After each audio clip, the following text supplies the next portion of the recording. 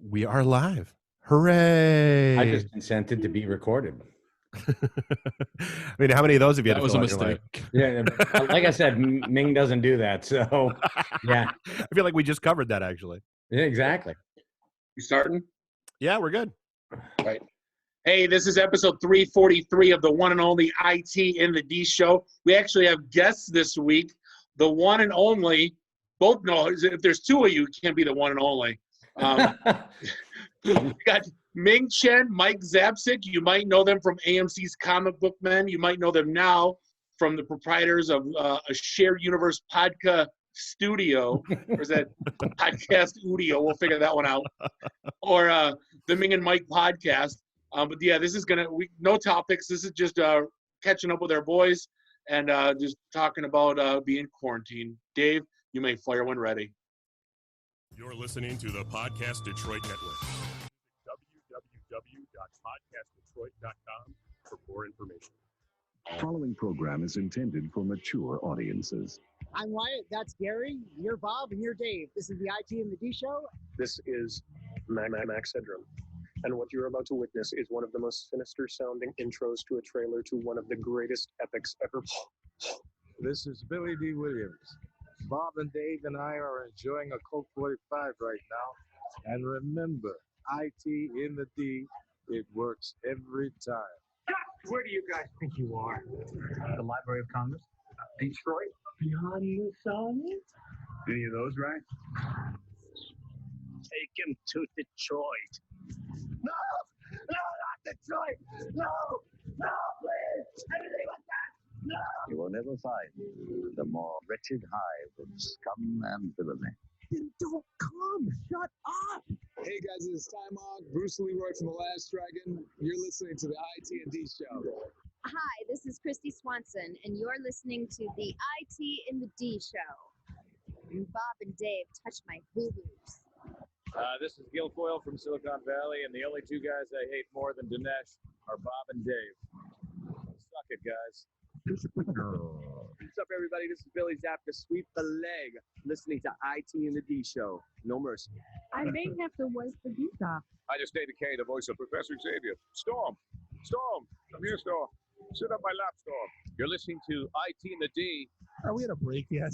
Everybody, this is Ted DiBiase, the $1 Million Man. You're listening to IT in the D. And if you want to get your money's worth, stay right here. And remember, everybody's got a price for the $1 Million Man.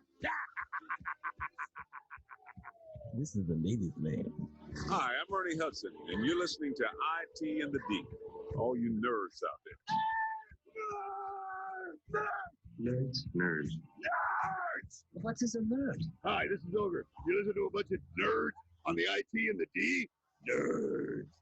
I'm a nerd, and I'm pretty proud of it. Hey, Detroit, this is Anthony Michael Hall. You're listening to my buddies Bob and Dave on IT in the D. Hi, it's Count Chocula, and you're listening to IT in the D. What the hell did I Hey, what up? This is Jay Muse, and you're listening to the IT and D show. Snoops to the news. Listen, Muse, Snoogans. This is Scott Steiner, Big Pump Pump. The IT and the D show is your hookup. Holler if you hear me. This is Robert Hayes, Jet Striker to my mother. When I'm not hanging out at my gumbo bar, I'm listening to the IT and the D show. It's worse than Detroit. Is there such thing as a meat hangover? I love my Monday meat steak. Hi, this is Jeremy London from Mallrats, and I'm just wondering, how did I go from Hot Floridian Sex with Brandy spinning to the IT and D show? Hey, folks, this is WWE Hall of Famer Hacksaw Jim Duggan, and you're listening to the IT and the D show. Tough guy. Ho! Dig you IT geeks. This is Dre Mateo from Sons of Anarchy. You are listening to IT and the D. Skeptical Dave is skeptical. Hello, everybody. This is Ming Chen from AMC's Comic Book Men. I'm a techie. I'm a nerd, fellow podcaster. My favorite podcast is IT and the D.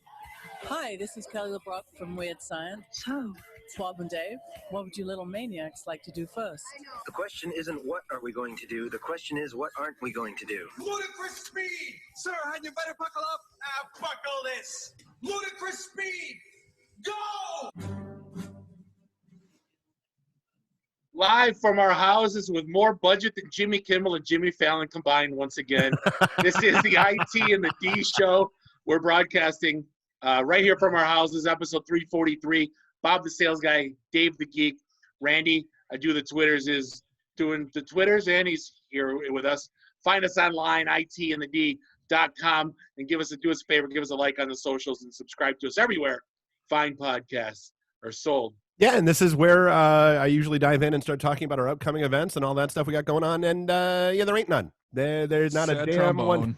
But hey, we are insanely lucky once again to be joined by two very good friends of ours, Ming Chen, Mike Zabsik, AMC's comic book men. Oh yeah, did you send them the $40 or was I supposed to? I knew that was coming. Ming, you did get that check, right? I got their Venmo, yes. All right, good deal. Randy, quit eating. Okay. Thank you. That came up on my recommended. I'm a YouTube junkie, and I just go through my recommended videos, and actually, your little commercial came up as one of my recommended. I'm like, oh crap! I think Dave's got to send him a check. Unfortunately, gentlemen, we are considered a non-essential business, and we got to keep the lights on somehow. So, and here's the thing. I mean, I get it, dude. That's the agony that we went through. I mean, it was in fact a month ago today, actually. I think I was online chatting with Bob and Jamie and Matt, the guys that do our Northville studios, because technically speaking, there is an exemption in our stay-at-home order for media companies and media production companies. Us too. And it was like one of those things where, okay, just because we can doesn't really necessarily mean we should. Because, I mean, God forbid something happens and somebody catches it. And, yeah, no, we're done.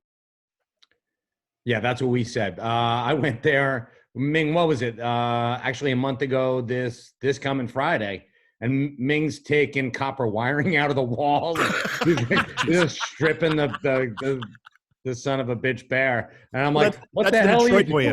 That's the Detroit boy in him. He's finding an abandoned structure. Very true. And I'm like, what are you doing? He's like, we're podcasting from home. He's like, I'm going to figure out how we're going to do this. We're going to freaking do this. Bring your laptop. I'm like, I'm not leaving it here. Yeah. Oh, yeah. So, we've been doing this for a month, and, it's not the same. No. Yeah. No. We talked about this last week. Have you guys been watching late night, the Conans and the Fallons and Kimmels? Like, it's this. This is zero. Like, we have microphones, so like our budget's higher. Like, they're literally just going with an iPhone, right, and doing like a produced TV show at midnight, like on Channel 7. It's like the Little Rascals, but on network TV.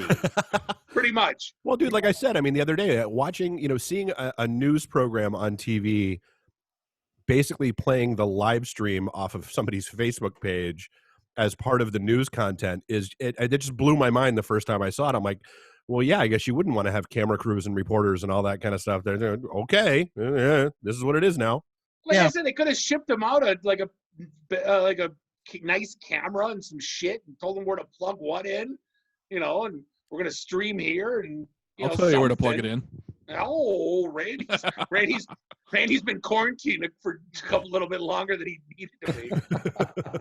I don't know if you saw even the little cheap Logitech webcams. They're gone, back ordered, because everyone snapped them up to do Zoom and shit. So yeah. So I was laughing. I see a lot of celebrities are trying to live stream now, and it's frustrating because we're watching them. We're like, dude, just call us. We'll help you out. So we saw Chris Jericho, the wrestler. He did a live stream with Kevin, and he was literally holding a laptop with Kevin's face on it and live streaming that. Dude, we'll help you out. Like Chris, you have my number. Right. Just call up. We'll help you. We'll tell you how to connect you and live stream. And you guys have good mics already, but we were sitting back laughing a little bit. But I mean, I love that everyone's trying. They're moving. They keep going. I love that. It's a little awkward though, because did you see Adam Sandler on Fallon singing the quarantine song? Right. Yeah. I was like, just because you can doesn't mean you should. I'm like, that's no. Bad. But it's Jimmy Fallon, so he'll pretty much do anything. Right. So. Well, no, I mean, it's hard. I mean, we've got, we've kept a bunch of our shows up and running. In fact, we've even got a couple new ones starting this week, which is really weird. But I mean, the best way that I've come to describe it for people is so Zoom is about as close as you're going to get to being in studio right now. Like, you can at least see each other, you can make eye contact, you can get body language and all that kind of stuff. And at a minimum, we record audio, just like we do as if you were sitting in the studios. Just like in the studios, yep, we got cameras there and we can turn them on and we can record. We can do video too. And hey, if you want, we can stream it out and all that stuff too. But I mean, so to me, Zoom is, like I said, I mean, about as close as you're going to get to being in studio at this point. Yeah, you just can't smell each other. That's the only sense. You can't smell each other. I mean, I'm okay with that. I mean, if you've ever been in a room with Bob for an extended period of time, especially on draft beer and Coney night. So what have you guys been keeping busy? What do you guys watch? I gotta tell a funny story real quick, and we'll dive into the other stuff. We've been doing 80s movie nights for the kids. Nice Verners. I've been trying to get my kids raised on 80s properly because they haven't seen a lot of the John Hughes movies. So Saturday night was Airplane. I'm like, okay, you're sitting down and you're watching Airplane. And as soon as they go to the Magumbo bar scene, my 15-year-old just looks at me and goes, "Really, Dad? This is from your podcast? This is where you freaking got it from?" Like, yes, it's worse than Detroit. This is where I got it from. So pay homage to the greatest movie ever stolen. For $600. Yeah. Right. I always say the Fairley brothers, the Zucker brothers, because I had to watch the 0 hour thing afterwards to show them that it was stolen. For somehow they didn't believe me. I'm like, this is like line for line the same movie as this 50s movie, but then they added the one-liners in. They're teenagers and you're their dad. Of course they didn't believe you. Like that's how that works. Yeah. When you try to see, I think that's a thing of comedy too, is when you keep telling people that it's funny, trust me. Like they're going to purposely, Yeah. Meh. Yeah, law of diminishing returns, of course. Yeah. Yeah, and that's where all our good material comes from, is old movies that our kids haven't seen yet. So they think thank God. Thank God for Amazon Women on the Moon. Oh, nice. I watched Weird Science with my wife, and like, I swear to God, 6 times during that movie, she's like, "Is that where you got that stupid line from?" Like, rolling her eyes, like every time you walk into a bar, you really have to go bar. Yeah, that's why that is. Yeah, I have to. So yeah, I mean, I guess that's the question. I mean, like I said, I mean, from a Podcast Detroit perspective, we've kept a good percentage of our shows up and running and rolling this way. Some people still wanted to take a break, and cool, that's fine. But like I said, we've got other new shows starting. Like, how's everything going with you guys? So far so good. And I've been hustling, man, because our audience, our podcasters, divided into thirds. There's 1/3 where it's like, all right, can't come in. How do we do this online? Like they really wanted to keep going. The other third, you kind of had to talk them into. That's the nice thing about being at home. You can light up. I literally have like 3. You remember the Sharper Image, the smoke eaters that they used to sell, the big tall cone. Yeah, I've got 3 of those right here just to be safe. I love it. The other third, we had to convince them. We had to show them how it was done. Yeah. Is it going to be the same? How does it work? Do I have to download anything? Am I going to be able to figure it out without you there? And I'm like, totally accessible. Totally. Link I send you. Go. Right. No, I mean, I don't know how it is. Go ahead, Mike. I was going to say the other third is just home masturbating. That's all they're doing.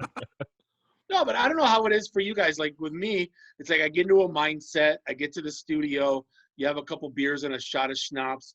You kind of you get the intro, and you kind of get, you turn the hat backwards and it's over the top, And like here, it's like I'm half asleep on the chair, and all of a sudden, my phone beeps. I'm like, shit, it's 8:45. Then I'm like, I gotta get all fired up again, and now it's like, hey, try to act like I'm all into it, but when in fact I kind of. It's a different thing doing it from your chair that you've been in all day. Of course, and that's part of our selling point. That's part of the thing that we noticed with you guys.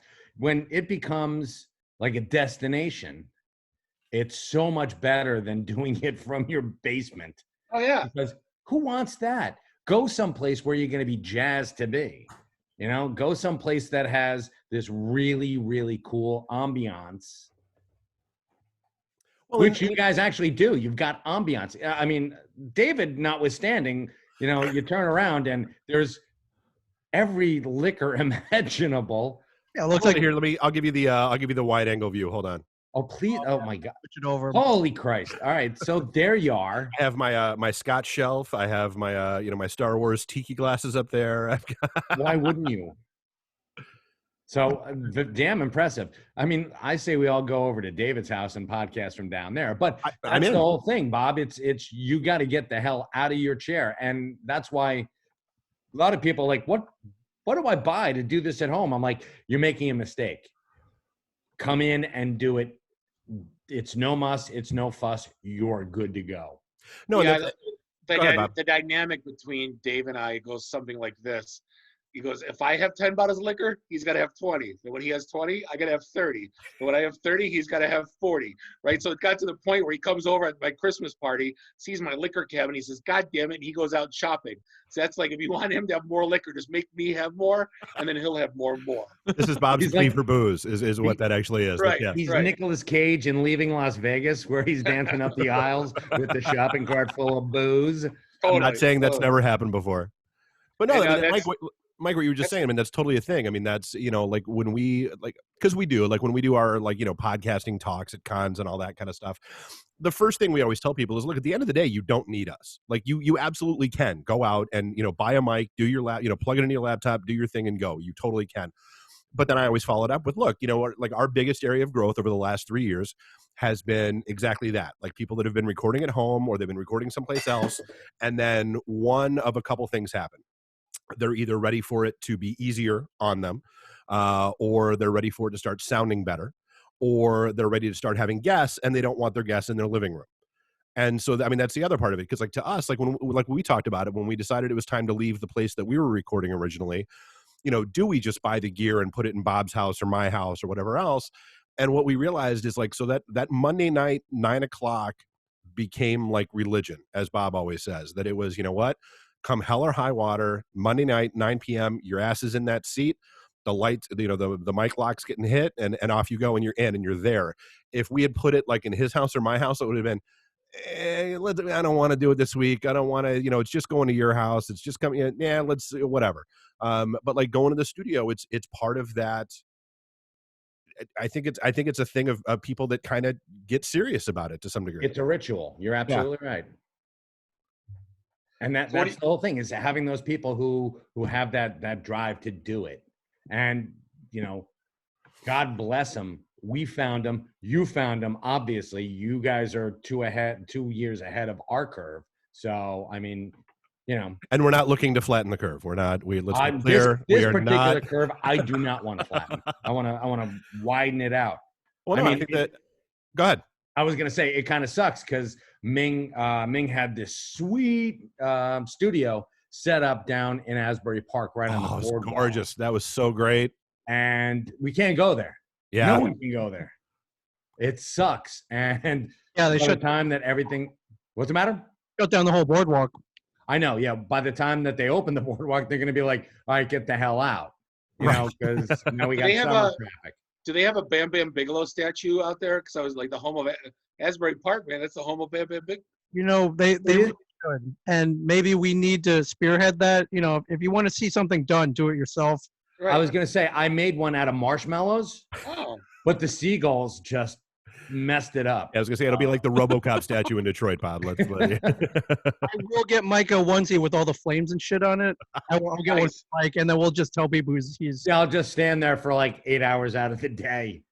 They have the hoodie. I can also have bums like piss on my feet. I mean, that's what they do to all the statues in Asbury Park anyway. So since you mentioned shots, and it is you guys, traditions are what they are. I poured myself a shot of Yeji. Got a whiskey in the jar. Took a trip out. I left mine at the studio. Yeah.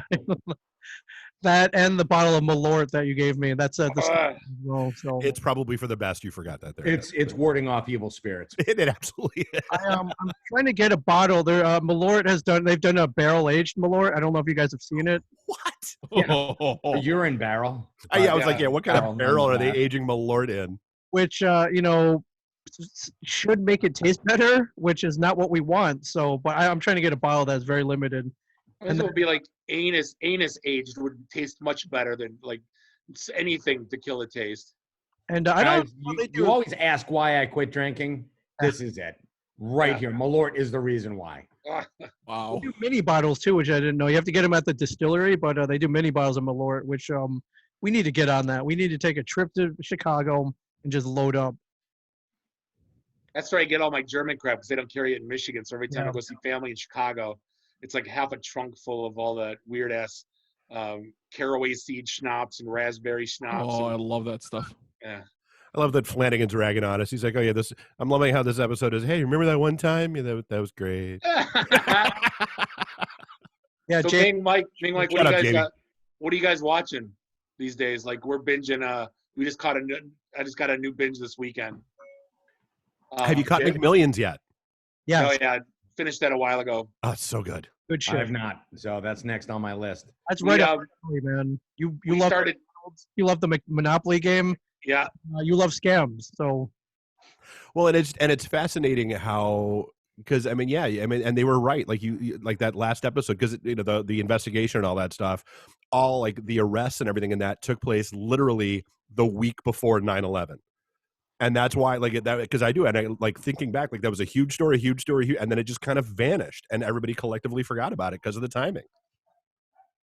So we started season 1, episode 1 of Ozark on Thursday, and right now we're at season 3, episode 6. So for as much as I would like to thank Walter White for teaching me how to cook meth, I would like to thank Marty Bird for teaching me how to launder money. I feel like I'm that much better as a human being because of it. You're well-rounded, Bob. Yeah, but it's like it's like those shows. It's hilarious. It's like, let's do Breaking Bad, and I think Shameless is kind of funny. So let's kind of do make it a different topic, and let's just put them together and make a show with the guy. I mean, that's Silver technology. Spoons. It's Uber, but for this. Right. It's Okay, so totally this how is they, Breaking Bad, but this. it's totally how they make shows these days. And I mean, the writing's brilliant. It's like literally we're sitting up at 3:30 in the morning on like Friday night. My wife's like, God damn it, put another one on. And we're like going to bed at like 4:35 in the morning, like all weekend. We can't, and now we have to go back to work, because she's at the hospital. And luckily, I'm still working, and it's like, we're trying to get back on a normal schedule. I was gonna say, dude, I thought my 10-year-old had a screwed up sleep pattern. Oh my god, mine is so jacked up. My kids are going to bed at 6 in the morning. Yeah. I don't know. Are you guys on a normal schedule, or what are you guys doing? Not at all. I wake up at like 3 o'clock in the morning, and I hear my my oldest screaming at, his friends who he's online gaming with. He's like, "I will fucking end you." I'm like, "Holy shit, calm down." I wouldn't really pick that up from. I was gonna say, so it's Bob. Right. Yeah, it's not that bad. I'm playing Battlefield 5, but I'm microphoneless now. I'm not. I refuse. I yelled one time at a little kid about how I can buy his house and bang his mom, and I threw away the You're microphone. thrown out of the PTA. I got wow. Yeah. That's awesome. Yeah, no, I time does not exist here. I've been 4 or 5, like watching the sun up, but I think I get more done that late at night though. There's no one to bug you. It's great. Oh, I'm a total night owl in the same way, and I mean, but it is. I mean, yeah, if it weren't for it's Monday, so it's show day. That's the reason why I know it's Monday. Like yesterday, okay, all the Easter memes floating around. Okay, Easter Sunday, cool. That's the like midweek. I'm gonna be like, okay, is it Wednesday? Is it Friday? Is it like where? Blur's Day. Yeah. I swear to God though, like this March 97th. That's all I know. That's At this point in my life, I've never seen more memes, and I've never seen more naked black men's wieners than I have this week. I swear to God, the meme that's been going around, and it's like, you better clarify that quickly. Yeah, Bob. please do. No, it's like zoom in on the chocolate chip cookie. Oh my God, there it is. Oh my God, zoom in on this. Oh my God, there it is. Look in the fog. Like there's a tornado that hit. Oh my God, there it is. It's like the Where's Waldo game. Like where did that come from? Like I'm completely clueless. Like Bob hasn't had this much sex since he was a Boy Scout leader. Yeah, exactly. Oh, there was a Vice story that came out about this guy that was hard up, and he did like porn. I don't know if it was whichever kind of porn, but you ever seen the movie Hall Pass, where the one guy helps him out sure. when he passes out in the jacuzzi and it's like down to his knees. I don't know if it's the same guy or somebody different, but like apparently now someone decided to be funny to try to sneak it into every picture they could. And so like It's like anytime you get your buddies to look at another man's wiener, it's a win in your book. Nice. Hey, so we've got Beth chimed in. Beth Mosley. She comes to our events. Hey, Beth. And she said, yeah, she started shutting off the internet at night last night. Her 14-year-old went into convulsions and threatened to move out. Oh my gosh. That's a win right there. Yeah, that could also get you killed in your sleep as well. So, Beth, be careful. Or at a minimum, a CPS call. I mean, that's The argument, Mike, I'm like the same situation as you. My daughter's screaming at like 4 a.m. Or like, and I go, she woke up her mom. Her mom's got to work, and I go, you just woke up your mother, and she's like arguing with me that it's okay. I'm like, I'm not telling you to get off the phone. I'm telling you not to yell. I'm like, I didn't realize this is where we're at. Is it that bad? Phone etiquette, for God's sake. Phone etiquette at 4 a.m. All right, unless you're texting somebody some explicit pictures and they're forwarding to their buddies, there's no screaming. No. Right. No, but they're gaming and they got their headsets on, so they don't realize how loud they are. It's like me and normal. My daughter got my voice, so she's drama, like literally in drama, and she knows how to project her voice worse than me. So it's like which is saying something. Yeah, I can't get too mad because I'm like, yeah, that's my. I recognize that. You came by it honestly. Yeah. It's okay, Beth. So back in the days of dial-up, I would have to run a phone cord from my parents' bedroom into mine for the 2400 baud modem.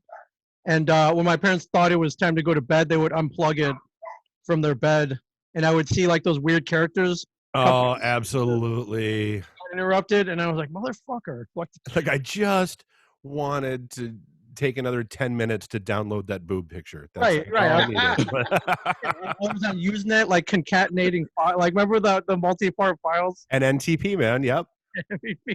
Yeah. Meg, you still have an ASCII porn collection, don't you? Of course. Well, why would I throw that out? And it's only like. So I mean, it's vintage now. It's artisanal. It's artisanal. It's like a hard drive has like wavy stink lines coming off of it. Oh, I have vivid memories of. Right. I have vivid memories of my buddy's basement. We were maybe 13 at the time, and he had like a 1200 baud modem, and the whole thing, it would take like a half an hour for the thing to download, but you couldn't look at it close up because it didn't make any sense. But if you went to the other side of the basement, it was crystal clear. Yeah. So like that was how we would look at a boob, was like literally from like 30 yards away at the other side of the basement. Like, I think I can see it. Bob's dating life in high school was so weird. He would get a girl's shirts off and then like walk to the other side of the room just to make sure he was seeing what he needed to see. It was Oh my God, that's what it is. Are you frustrated? Like, no, not really. Like, don't you want to touch him? Yeah, but give me a minute. Watching scrambled Cinemax, that was a thing. If you could make out a nipple and all that mess. Wow, I thought the nipple was way closer to the elbow for some reason. I had no idea. Desperate times, ladies and gentlemen, desperate times. Which, I mean, we're kind of in right now. I mean, that's, you look at, I mean, I know, not that it's funny, but I know several people that are trapped in relationships that they were planning on getting out of. And then this happened and it keeps getting extended and they're not. You've got people that, I mean, like, it's not, I've got my kids and all that stuff, but being trapped alone has got to be the absolute worst right now. Like that to me would be like the most mind-numbing, just, oh my God, what the hell am I doing with my life experience. What if you had all the money in the world and you could do whatever the hell you wanted? That would, and you were at peace with yourself, which I don't think there's an American on the face of the planet right now that could probably stand the month or two that we're going to be locked up. Yeah. No, dude, themselves. Nobody takes that time. Nobody takes that, I've got an hour and I'm just going to be. Yep. Well, that's why I'm loving the meme that's floating around now. That's like, yeah, all you people that were sharing those memes about how you would totally, spend a month in a cabin in the woods with no internet, no anything for $100,000. Yeah. No, you couldn't even make 5 days to save your own grandmother. Kiss my ass. Yeah, exactly. No, it's the other meme that goes, yeah, I definitely have time for that. As it turns out, I do have time for that. Yeah. Zabsic, I envision as John Cusack in High Fidelity, where he goes through his comic collection, Ah. and it's like, is it alphabetical or is it chronological? And no, it's organized by when I acquired it, right? I think that, and you're like, oh, Yeah, wow. no, that's not. To be honest with you, Bob, I lost most of it. It was all in big chunks because I got them after Sandy again. But my comics are a mess right now. Even in the studio, which is where the bulk of my library is, I still have to go in there for like 3 hours and just go through them. So, Oh my God, I've had so much free time. I managed to clean out both my email inbox and the folder I had labeled old inbox. How about spam? How You far? got spam? I just emptied that one automatically. How far did that date back? 3 years. Wow, that's a long time. Ooh. You know, Zapsik, I forgot that you lost your shit at in the hurricane. Yeah, so I'm in like a new house right now. Oh my God. So I'm learning like all the quaint, charming things about my house, like which step squeaks. Now that I'm trapped in it, yeah. Exactly. It's like, holy crap. That's the dumbest thing. That stupid "Be Quiet" movie with John Krasinski. What is it called? Yeah. Quiet Place. Quiet Place. And they like painted the spots on the steps, so they step on that spot. Like, why don't they just fucking carpet it with rubber, like rubber mat and carpet, and then it's quiet. Like, they got to put the fucking paint on it. Wasn't in the budget. Right. Like seriously, we talked about it last week. That movie couldn't have been stupider. On like, okay, if it's quiet behind the waterfall, why don't you just build like 30 waterfalls around your joint, and then you can talk in the goddamn house? Why don't you just live behind the waterfall? Right, that too. Just do that. Move in there. Why not? We have like 40 towers of AM radio going all day, so it's like, and instead you got a goddamn electrical studio in your basement. But like, Well, seriously, I mean, one of the you dumbest do. movies. I do. David does. Ming does. Randy, Yeah. where are you right now? Where am I? In the front room. Randy, it's not a hard question. I'm not hitting you with the zingers yet. Oh. He's on his that's first. He's on his first White Claw. Forgive him. Okay, all right. We'll let him. We'll wait till he gets on his fifth, for sure. I am so Bob. And a lot of people are shocked about this. I had never seen The Office before, so I'm ever. I didn't see it when I didn't really watch network TV. I guess for the last like 15 years. So I never tuned into it when it was on NBC, and then I guess when it hit streaming, I just never got a chance to watch it. And yeah, for some reason, it was like 3 a.m. a couple weeks ago, and I was like, I'll check this out. Everyone says it's funny, and I was like, oh, they were right. Like it's amazing. Yeah, it's better late than never. I'm kind of glad to be discovering it now, where I have like, a month or so to get through all of them. I'm in the same boat as you. I never watched Parks and Rec, and all the Ron Swanson things were just way over. I'm like, I don't get it.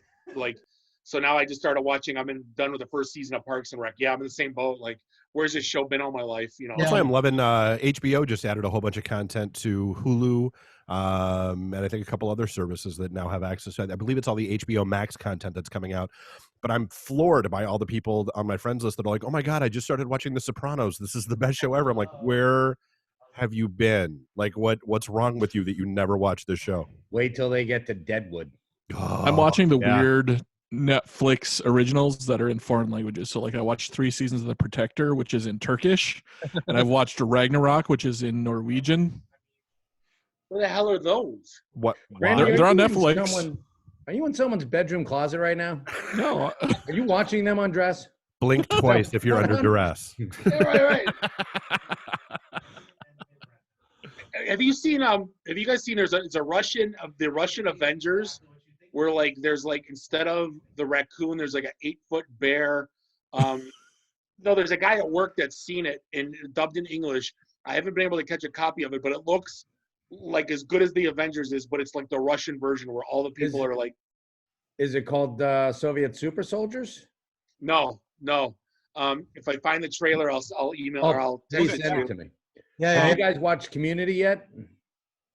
No, that was another one, right? Oh man, go on Hulu, go on Netflix. Okay. David, did you watch it? I that's one of those ones where I think I got a couple episodes in and went meh and got distracted by other stuff. Yeah, I was like that too. Go all the way through. It is okay.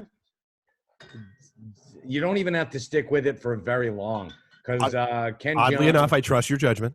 everybody in it holds their own. I think it's amazing. I just want to see the one episode where Chow goes hot gay. That's only. That's all you need. Once I find that part, I'm out. Oh, there are a couple. There are like 4 or 5 of them. Gay! Wasn't Chevy Chase in it though too? Chevy Chase was in it, and they write him so he lampoons himself. So it is spectacular. Dan Harmon is a genius. Interesting. All right. Yeah. So yeah, you watch it, and he plays not even a retiree, just a community college, one of the old guys at the community college who still thinks he's relevant, but he's not. And it's just it's amazing because he doesn't even realize what's going on. Right. Chevy Chase in real life doesn't realize that he's playing sort of himself, which I think is it's great. He's one that fell off. Like if you ever saw the roast of him, like he gets like visibly pissed off, and it's like I don't know, you don't get the joke. Like everyone else that gets roasted pisses their pants laughing. Yeah, and like they had to like stop telling jokes on him because he was so like getting angry. I was like, dude, what happened to you, man? Like you were which kind of defeats the purpose, I think. Yeah. Why did you agree to this, Chevy? Did you not understand what a roast is? Yeah, I just thought I was going to be treated like a god. I didn't understand this was going to be a thing. I think it's different if you're like Rob Lowe or Tommy Lee, where it's like, yeah, your dick's so big, well, you can open the door. Like, ha ha ha, I'm laughing because it's awesome. Or you banged every girl in Hollywood, Rob Lowe, like, ha ha, that's awesome. But like, Bob, I found your movie. Which one? It's called Guardians. That's it. Yeah. That's it. No Galaxy, nothing, just Guardians. Yeah. Guardians. Seriously, I need to watch the whole thing. The trailer will blow your mind how freaking awesome it is. Like literally the Bears carrying like 2 huge Gatling guns. It's totally the Avengers though. Oh, that's cool. Randy, you're awesome. Thanks. It's what I do. He has his moments. It was released in the U.S. by Shout Factory, so it looks like you may be able to find it somewhere. Oh man, this looks cool. Speaking of Shout Factory, I have a story. I got to go to the before quarantine hit. I got to go to the Mystery Science Theater live show, the big cheesy circus. Nice. Tour. It was great, and they came into the stash. All the puppeteers. Okay. Nate Beagle, and the rest. They all came in, and Nate's the only one whose name I remember off the top of my head. That's okay. He invited me backstage. He was Crow. He's Crow T Robot. Oh, cool. So, awesome. I went, and it was fantastic. But we were talking about bad movies, and we were throwing stuff back and forth at each other. And damn it, I should pull it up on my TV. On my Amazon. It's a Canadian movie that's so star-spangled awesome. I'll get it to you before the end of the show. Okay. They said it is awful. And there are a couple of movies that I was going to recommend for you guys. There's actually Canadian movies? I know. Yeah, there are Canadian movies. Go figure. And I mean, not filmed in Vancouver. I get that. But I mean, like actual. Which looks like no place. Look at this Canadian bacon. There was yeah, that's about as close. Yeah, no, honestly, like the biggest thing I've been watching is because I went back and rewatched it before the new season hit was Westworld. And I'm still like Westworld season 1, friggin' amazing. Season 2, what are you doing? Season 3, they're getting back on track, and I'm happy with it. And I think there's like, I haven't watched last night's yet, so there's 4. But yeah, no, I'm curious to see where they're going to go with it. Like that's just a phenomenal show to me. This season's weird. It is, but I mean, it's getting weird. more back to season 1 from a thematic thing, and more than what show did I binge where like they went back in time and it was like actually in the 70s and you know when? Like Westworld lost me when I didn't know actually when the hell it was. Social distance. Like it's. I remember talking about that with you. Where like when they because when they were running the dual timelines and it was okay, that's Young and the Man in Black and all that stuff. Yeah, you were not amused. No, I don't. It's one thing if you Terminator time sequence, fine. I can deal with that. Right. Yeah, even though the entire premise is flawed, but yeah, so you can deal with it. Yeah. Did we ever argue about that with you guys? Like I'm sure we have not. What's your take? What's your take on Terminator timeline? Because it's like, how do you send back your buddy to bang your mom to like save you? Like none of that doesn't make any sense to me. Well, when you find out that your buddy is your pops and Right. you have to send him back. Well, I mean, it's a little awkward. But how does that work? Right. Because you have to get to the future timeline in order for him to be sent back. But how does it get to the future timeline if he's not there already to knock her up and then be there? Who banged her first? No, that's the chicken and the egg part. Right. Yeah. Well, he had to be born, let's say, in 2027, and he's got to go back to 1992 to bang his mom. 84 though. That I'm talking that one. Or okay, he's got to go back to 84. Yeah. Yeah, you're right, because he was dead by 92 by Right. Terminator Right. 2. So he's got to go. He wasn't even born yet, so it doesn't matter. He's buried in Pauper's Field. Well, so yeah, that's what I mean. I mean, it's like, so where in the original timeline, like not even the whole loop back but like that's the thing. In the original timeline, how does John Connor come to be? John Connor comes to be because it's predestined that he's got to send. Oh, his so now father she's back. the Virgin Mary. Yeah. And No, she's not. No, she's not a virgin. I saw the footage. It looked great. But he's got to send his father back, and that's how weird is that? That like imagine your best friend. You're sitting there like back in you're 7 rocking in your parents' basement, and you're like, hey, wait a minute, and you find that diary, and you're like, oh crap, I got to send this guy back so he can bang my mom. Ooh, a lesson in not changing history from Mr. I'm my own grandpa. Screw history. Yes. Thank you, Futurama. Yeah. Oh, This is the whole Bill and Ted's thing. It's like, oh man, we forgot the keys. It's like, oh, I'll just get them later and I'll go back in time and put them here. Just got to remember to grab the keys. Yeah. Well, the Terminator thing, it was broke. That's why they couldn't send back at that time 30,000 Terminators. So I'm like, why don't they just go back to the Wild Wild West where they didn't have people with like guns? They just shoot them with arrows, and he's like, I'm metal, and he would have ended up killing her way back then. Right. But if you go back far enough, then Skynet wouldn't have been developed to evolve into the systems that Yeah, and he's got back. unless he's got like internal Kill Miles hardware Hansen that really doesn't need satellite crap. Ming, Mike, August sends his regards. Oh man, August. And we said hello. We miss you. We miss He's whiskey. watching. We miss baseball. We miss you and everything you love. That's what we miss. Well, except politics, because Ming misses hijacking your jukebox. Don't we all? I think we all did that. I know we have not hijacked the touchscreen machine in weeks. Dude, I literally almost bought one like a couple weeks ago. Like I'm like just to have it in my basement because I probably wouldn't even ever like use it, but I just want to have it just so that I know I could if I wanted to. No, hold on. I made fun of him online for this because he posted on Facebook. I don't know if you saw it. He's like the one guy, like this is the weirdest thing. We talk about like buying, like I buy my music from Amazon, like actual, so I have hard copies of my music. Dave will like, I don't pay for music.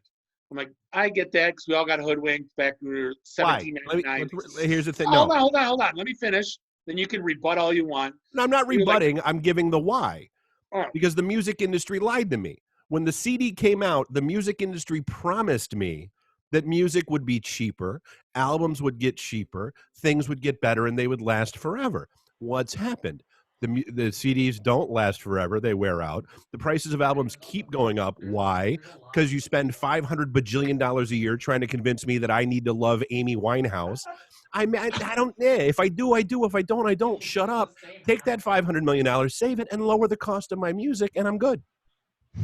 So instead of I don't want to pay for music, he puts $20 in the jukebox. Priority plays everything. So then he sometimes puts $40 in. So I don't get to play anything because he wants to play all his shit first, right? Now he wants to put one of these in his basement because he thinks it's fun to fight with other people that he'll priority play over because he owns the goddamn thing. I just thought it would be fun to have one, Bob. That's right. Yeah. It's a Bluetooth speaker. Like at my house, at my parties, everyone fights over Bluetooth supremacy. Well, yeah, because the bathroom, you hook it up to your Alexa. Right. Yeah, you hook it up to your Alexa, and then we all scream at it because there's no voice recognition. Right. And Bob, that $40 he's spending is not for music; it's to bust your balls, and that's a small price to pay for. Exactly. Sure. I'm still not paying for the music. I'm paying for the look on Bob's face. See, hold on. It's funny. Hold on. It's funny when the guy at the pool table playing Metallica and you play something stupid like Richard Cheese or like the fart song. The 10.5-minute version of Chuck Mangione. Right. Yeah. Yes. Yeah. It's not funny when it's me. That's the difference. Comedy is you falling into an open sewer hole and choking on human waste while you die. Tragedy is me getting a paper cut on my little finger. Yes. It's only funny when you hear some guy in the back going, "What the fuck? I put $1 in." Like, that's when it's funny. There was nothing funnier. You guys, I don't know, you don't, the phones don't do this no more, but the old Samsungs, you could put in TV remote control. I still have that phone. Dave used to carry his old burner phone and turn off all the TVs at the redneck bars and like during like NASCAR races and like Keno and shit. So like the last number would pull up for Keno, Dave would walk to take a piss and turn off all the TVs. People would go nuts. Like literally, we almost got in fist fights because they found out it was us because we're giggling like little kids. And by us, he means him. You ever want to win money, play poker with Bob. Because anyway, hey, are you guys the ones that are? I'm like, dude, what are you talking about? I don't know. And Bob's over like a Japanese schoolgirl. It's funny. If you're not laughing, was it really funny? That's the whole point. You're going to hell for that, Dave. By the way, I'm okay. That's that. I mean, it was worth every moment. It absolutely was. Good company, man. Don't worry about it. Yeah, exactly. It's where all the fun people are. It's where my friends are going to be. What the hell do I want to go to heaven for? So I guess. No, go ahead, Bob. No, I said we've been shushed at bars. Like I don't get that. Like when you're in a loud bar with music blaring, like literally we've been shushed, and I can't quite understand what it is that we've done or do to like necessitate having a grown man walk over and tell us to keep it down. Bob, this gets back to your daughter inherited your big booming voice. You know how to project it. That's what that gets down to. Yeah. Sometimes you forget how to not project it. Yeah. Right. No, I know. When I feel like Opera Man's singing, it just said, yeah, forget it. It's all over. That's happened. Yeah. What bar are you getting shushed at? Because remind me to never go there. It was Selena's, dude. We've gotten shushed at. I think that might have been 2 owners ago, though. So It was totally 2 owners ago. I think they've gotten used to us by now. I had my buddy's golf outing. We went to the Hamlin Pub, there's like 7-8 of them. It's just like a corner golf bar, whatever, pizza and whatever. It's simple. And like we're done with the golf outing, and we go back there, and I'm telling stories, and the guy shushed me, and I'm like, I'm freaked out. I'm like, oh my, like the manager, and I go, oh my God, was I like swearing? I'm sorry. Are there kids around? He goes, oh no, you weren't swearing. You're being very polite. You're just so loud. And I'm like, what? Like, that's when you start cursing. You're like, what is wrong with you, you piece of? Yeah. Go to town on him. By the way, I got to tell a story real quick. Today is the 7th anniversary. By the way, it's my buddy Tulio's birthday. Happy birthday. It is. Happy birthday, too. Hey. So you got to hear the story. 7 years ago. This was great. It's Tulio's 40th birthday. And we go to he wants to keep it simple, go to a bar by his house, and we invite everyone. Well, in the meantime, Tulio's sister knows there's a Italian wedding hall here called Penance. There's a couple of them. And Tulio's sister is friends with the daughter. Can you figure this out? Well, there's a hell of a flow chart here. They're filming Flavor Flav opened up a Flavor Flav chicken and ribs here. And they were filming Season of Love 2 or whatever the hell his show was. Flavor of Love. Flavor of Love, yeah. And Tulio's sister calls me and she goes, they're filming an episode tonight and they want the house full because they want it to look cool. Can you bring Tulio's party over? So here I am at this pool hall and I'm trying to hide the secret from him. And basically I go 10 o'clock and I'm basically telling everyone we're leaving. And he's like pushing me like, we're not leaving. When are we leaving? I go, we're leaving. I don't get in I go grab him by the ankles if we have to. We're getting out of here. So we pull up in this house. I'll send you guys a picture. We walk in this house and all the way in the back by the pool table and the little 3-seat bar. There's Flavor Flav back there with a chocolate fountain of barbecue sauce, putting chicken wings in there, yelling, "What's up?" So this entire night goes, and all he's doing is walking around, and he's the most nicest, calm. He's polite like Ming. Like when he walks around, he's like, "Hi, how are you?" Shaking hands, just being nice. And Then all of a sudden, when it's time for him to turn on, When the camera, the lights come on and the camera lights turns go on. He gets up on the table and he's like, "Yeah!" And he's doing his whole shtick, and we're just like, "This is the most surreal night I've ever like." And the best thing is, we got a picture of Tullio's mother, who's like 80-year-old Italian woman, and him. They were talking for like 20 minutes, and I go, "What in the living F is your mother Those two talking to Flavor Flav about? What could she be possibly saying to him?" Like, remember that one time in Nation of Millions when you were the hype man for Chuck D? That was amazing. Like, what could she be saying to him? Where do you buy your clocks? They're so fascinating. I want to get one for my wall. Yeah. Right, exactly. That clock would look great in my kitchen. But like literally, there's nothing that we can't one up it. That's it. Like of all of our birthday parties for the rest of our lives, like literally that was it. Oh yeah. How can you top that? Dude, I think the only one that ever even would, and just because there were no celebrity appearances, but would even come close would be our joint 40th, where the German American Club and the giant fat head of your head was floating around all night, and was hands down the prop that we had wrestlers show up, the Jaeger shot girls were behind the bar, and that's still the party that people ask me when we're doing that again. See, the problem of those days, like that's when my Christmas party in those days, where I was stupid, and every time I'd see somebody, I acted like my dad and my uncles, and you'd do a shot. Like, "Hey, Randy, good to see you. Let's do a shot and have a good time." The problem is 20 people would show up, and I'm doing 20 shots, and they've only had one. Because he was Bugs Bunny. One for you, one for me. Two for you, 1, 2 for me. 3 for you, 1, 2, 3 for me. So literally, there'd be like a pile of money on tables to guess when I'm gonna. Is that the goblet? Ah, that's the goblet. Nice. Definitely. So like, I would had make this from the beginning. nice. No, nothing beats the story when you guys got the package and you're like, "Who the hell shipped something to the podcast studio?" This is awesome. So this party's going on. I've done 20 shots. I'm passed out at like 10:15. People got there like 9:30. So like this isn't happening. So like Dave got this, like when Fathead was a first thing, and he got like my freaking big ugly mug on a Fathead. So like everyone like carried on the night like as if it was the party was still going on, but my Fathead got in everybody's picture. So there's literally like 60 pictures of people like just dude, and you've got like the hottest girls in the skimpiest outfits with Bob's big giant fat head. I mean, it was and it was a good 4 feet tall, 3 feet wide. Like 3 feet by 2 feet. Yeah, maybe. But it was huge. It was hilarious. But then the worst part is like Rob Bubba, who Yeah.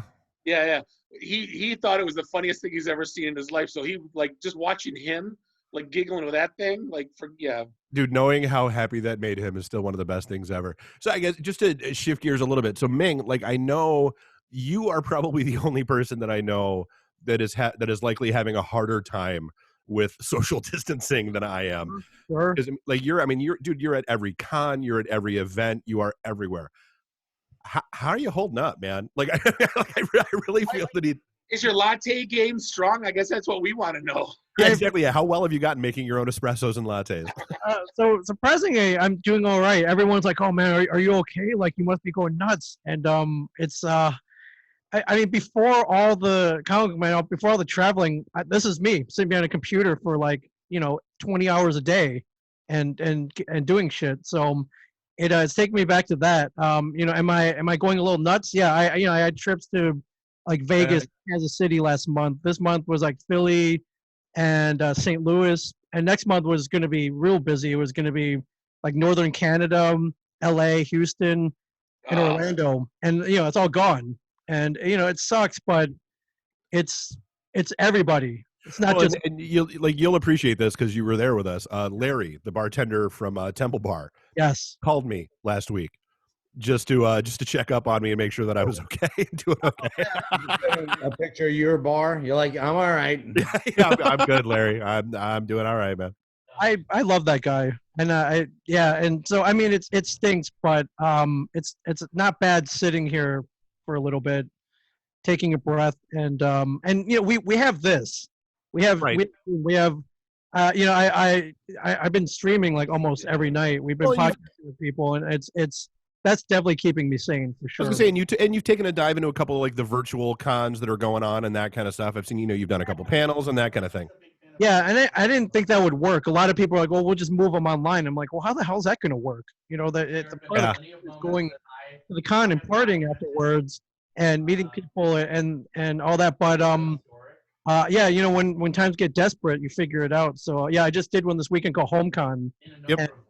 It was put together in less than 2 weeks, but it went off really well. They somehow got a partnership with Twitch, so all the streaming stuff was pretty rock solid. Everybody called their friends in, all their celebrity friends in, so they got a lot of good celebrities. So the way they made money was if you wanted to watch the panel stream, it was $5 a person on Twitch. Okay. Or if you had a Twitch Prime account, it was free. So, and then the talent, the celebrities, were booking 5-minute one-on-one Zoom sessions with people for, I think it was $50 for 5 minutes. That's kind of cool. Yeah, and if you wanted 10 minutes, you could add on another $50. And yeah, like a lap dance. Yeah, I was like, yeah, I imagine a couple of those might have gotten creepy and needed to get shut down. How awesome would that be, though? Like, What businesses? Businesses Katrina Law for 5 minutes. No, I know. I saw that. I was saying, is it going to take longer than that? I mean, yeah. You know what? Hey, some guys, you never. You know what business is probably doing well right now? The leave a voicemail or to leave a video greeting. Oh, Cameo, yeah. Yeah, like Mark got us that thing for Grandmaster Flash, where you can like make them say whatever. It's like because I saw a thing on Facebook for like Kevin Nealon to give you like a Facebook greeting or whatever. The idiot, the business partner guy that came in at the end, Tiger King, is on there. They're all on there. The whole cast is on there. Except for God. Joe, but Live from jail, Joe. So, hey, Bob, Patrick chimed in on the chat. Pat Mendes, he wants to know where's the fathead now? So I remember it got used as a fans bring the weapon match weapon. It did. So that was the best. It wound up in a wrestling ring with Sabu. It did. Sabu got hit over the head with it. I believe there's a speck of blood on it. It is in the It's right now. It's in the basement. Okay. I've met Sabu. He's a nice guy. that's my Cameo profile right there. Oh, nice. The low price of $20.99. You can book a video message from Ming Chen. Nice. So I think I was at con or something, and they're like, "Hey, you want to jump on this?" I'm like, "Yeah, sure, why not?" Like, no one's gonna want me. Like, freaking Brett Favre's on there, and cool. Favre. You could get Debbie Gibson to sing "Happy Birthday" to you for $200. I'm like, no one's gonna want me. It's every so often I'll get one, and I think I did one. They were gonna play it at their wedding. I've done a whole. Yeah, I saw you post about that. Yeah. Yeah, I did a whole bunch of birthday ones, and the people have been getting them. They're like, "Oh my god, that was awesome! Like, thank you so much." And $20, it's not that bad. So yeah, it's. I did it as a joke though. I'm like, no one's gonna want this, right? And then hey, if anybody is desperate. Augie shot us a note. He wants to know how much to get you two guys to leave his voicemail message. I 22 for free. We're doing anything for $40 right now. So. Or have Augie send Ming his little Malort bottles, and we'll do it for we'll that. work something out. Hey Ming, so how many bars does it say Mike Zapsik eats ass in the bathroom? Probably too many. There's I think Selena's, Whiskey in the Jar for sure. Did you write it at Whiskey? Oh yeah. Oh yeah, no, it's there. The only thing you're doing is spreading my legend far and wide, gentlemen. What's the karaoke bar in Hamtramck that Lauren worked at? That place. Lauren took it down because she doesn't want anybody knowing. So. In that place, it's in the ladies' room because Lauren grabbed my Sharpie. She's like, "Oh, I got to go write this in the ladies' room." All right. So it's in the ladies' room over there. See, here's the problem, man. When you write it in the men's room, you're giving those guys who go in there false hope. Right. If you write it above the glory hole. I'm just saying, Randy walks in there and makes certain assumptions. Pretty sure I drunkenly wrote it down over at Lafayette Coney Island too, as I was throwing up in the bathroom. Oh Jesus! I'm guessing next time, Mike, there needs to be a T-shirt. I think, or we'd have to figure something out, like or a bumper sticker or something. Of getting making that a thing. I think that should be a thing. Why not? Next time I'm in Detroit, we'll do that. Make it a banner. I guess that's a good question. I mean, I guess what's Ming, Mike, what's your take on the other side of all of this? Like, are cons gonna be the same, or and how long is it gonna Motor City just canceled, and that's that's 70K people there on a Saturday. Well, they canceled. They didn't even postpone.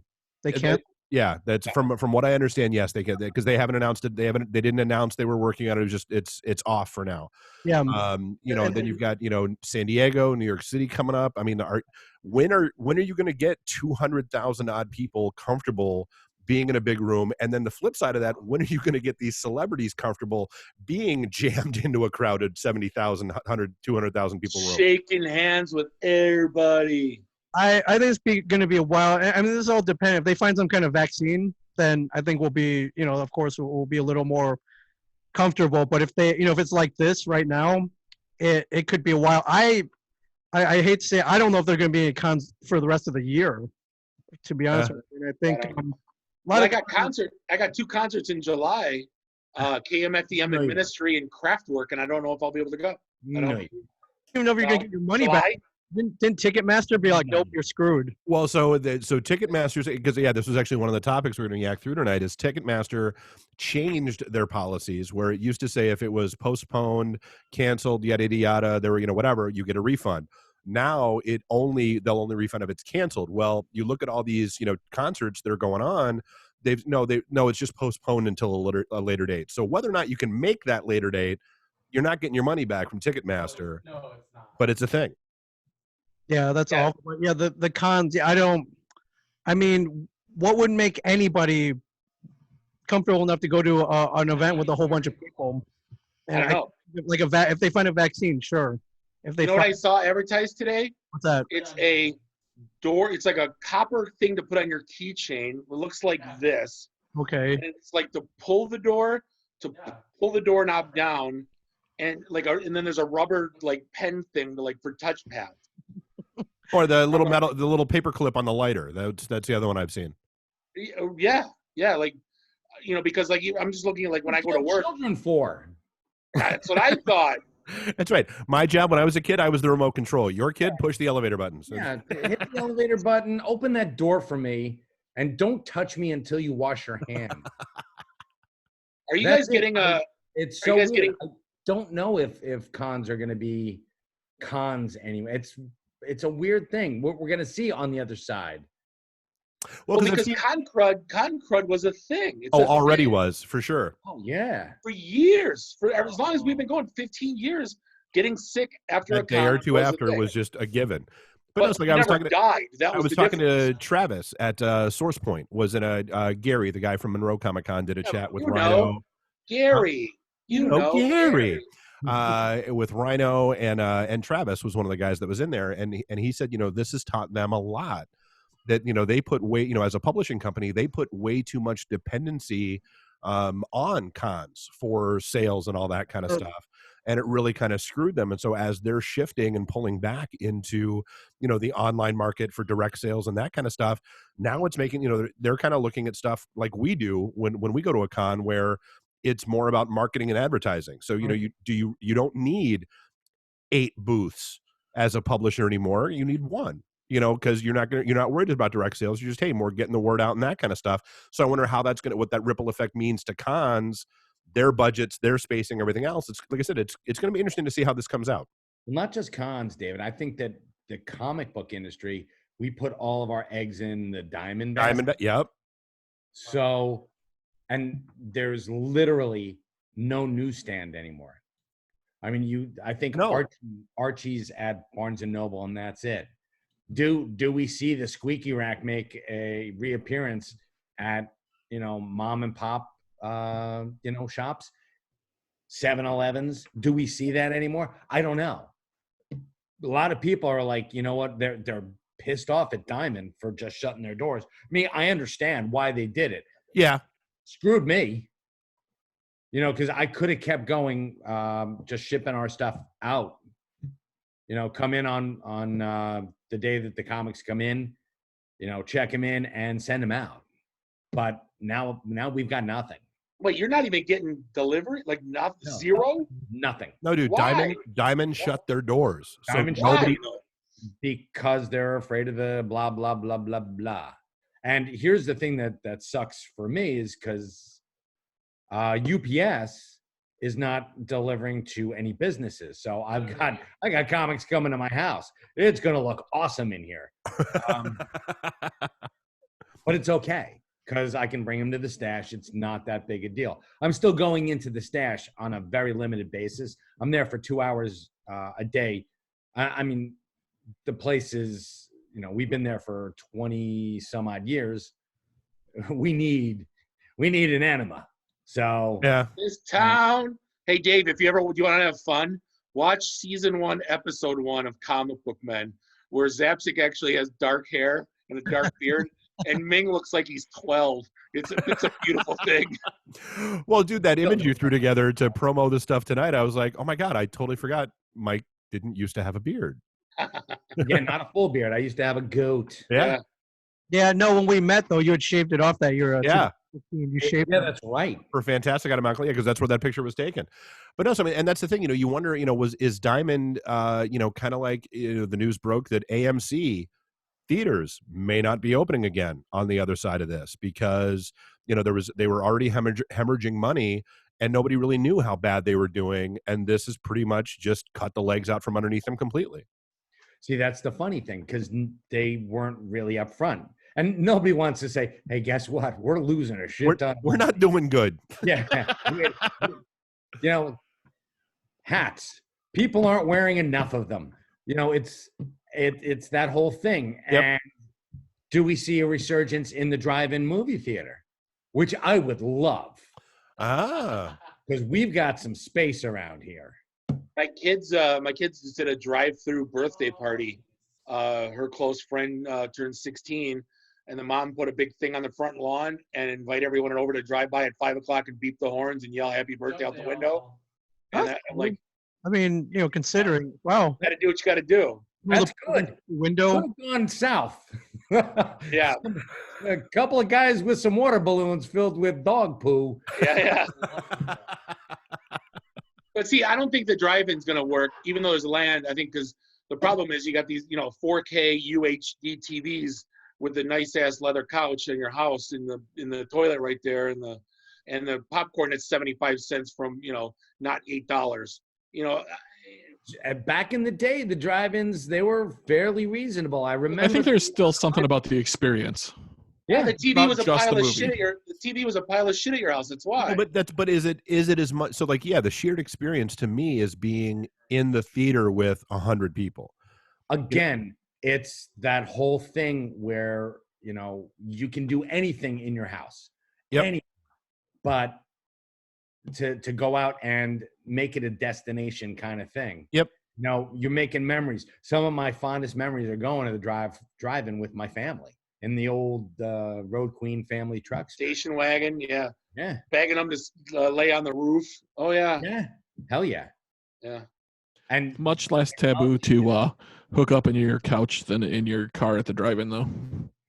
Not by much, but yes. Seriously, do not knock having sex at a drive-in. It's awesome. I was gonna say, yeah, there were a few times. Waking up in the morning, your neighbors are questioning the bare ass marks on the window. Well, Bob, you're not supposed to do it in front of your house. That's You lived in a drive-through or drive-in? Wow. Well, he just faced his TV out the window, and then yeah, that's all that was. Yeah, had the '76 Caddy parked behind the house, put the TV in the garage so they could watch it. That's yeah. No, because they were even talking. I was watching Rogan too, and they were talking about sports. Are you gonna go sit with 60,000 people and watch a football game? What's that gonna look like even next year? Is football season gonna start in August, September? Dude, even smaller than that. Detroit Shipping Company. Where we've got our studio downtown. When are people going to be comfortable sitting at big giant picnic tables, community style, with people they don't know eating? Yeah, what's up with the Amish? they had it right this whole time. Yeah, stay out, English. Yeah, just isolate and stay the hell away from everybody. Cleaning up horse shit for 100 years because of this day. They're laughing at us now. Granted, there's a lot of inbreeding there, and their chromosomes ain't so great. But they were playing the long game. 3 right.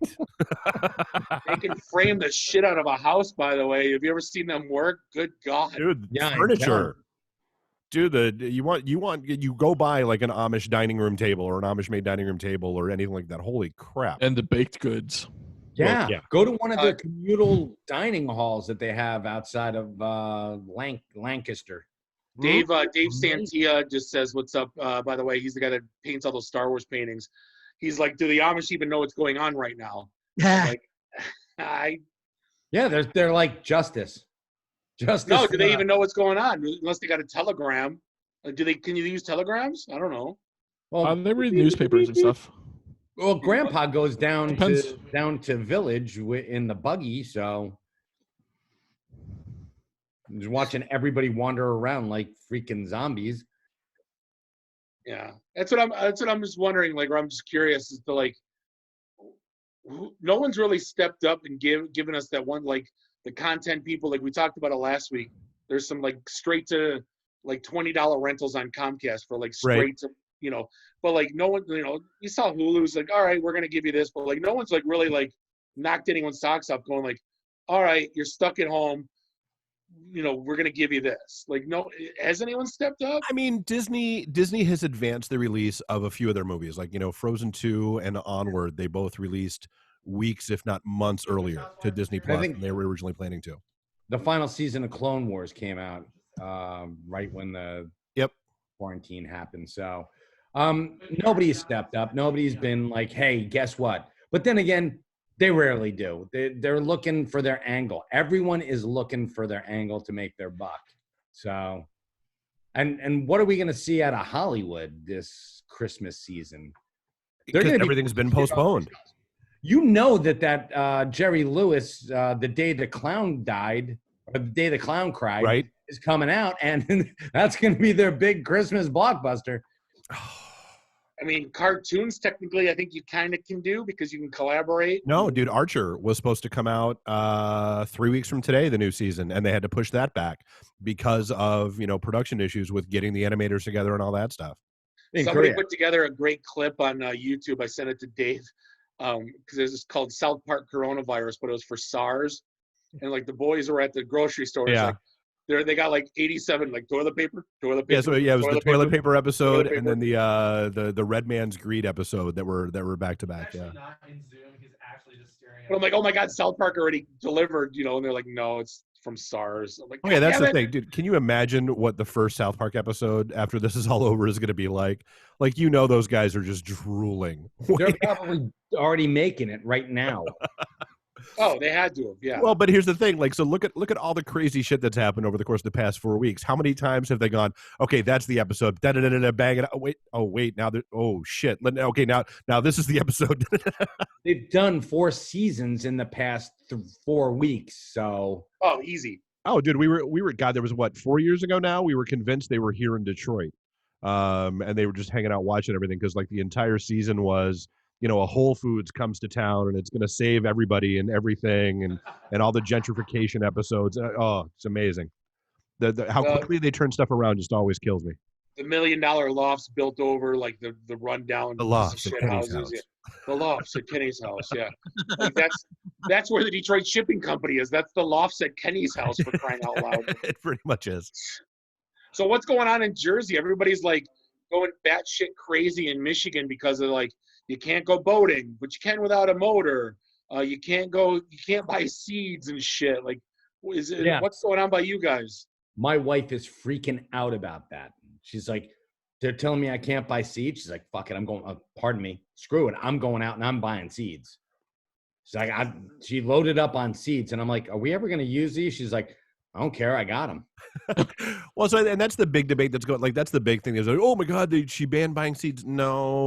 No, she said like the grocery stores and like the big box stores that are over 50,000 square feet need to close their garden centers and that kind of stuff so that you're decreasing the number of people that are just wandering around there like zombies aimlessly browsing and shopping and all that kind of stuff. But like the local stores, like the the local hardware stores and all that kind of stuff, they're selling. Yeah, exactly, dude. That they're selling whatever you need. Like, no, you can't go to Meijer and buy a wheelbarrow and your groceries and a PS4 right now. But like, you can go and buy your groceries and then swing by and buy. I mean, it's a little overblown in my estimation, but I mean, that's Okay. people in So general. my wife is just she's freaking out because everybody's just acting like, we're pretty much just stepping and fetching. So Well, if they, if we, I think we're down to 2 toilet paper rolls in the house. I'm gonna have to teach my wife how to waffle. So there's a term I had never heard the term waffle stomp before the lockdown happened. I had never Know heard what that is? Yeah, explain it. No, when you shit in the shower and then you got to stomp it down the drain. Okay. Well, hey, I mean that drain goes all to the same place, right? It does. It does. I had never heard the term waffle stomp before, and I was actually probably happier not knowing it. It all goes into Lake Erie. You're good. It does. Or up to Flint. I'm not sure. Ah, boo. Flint gets all the good. Hey, look, I'm trying to be topical with you guys. I'm trying to be you are. God bless. Topographical is what I'm trying to be. Well, you guys started it. We just, it's, when you Jersey, Detroit, it's kind of the same, Yeah, Newark does still suck. Toxic dumps.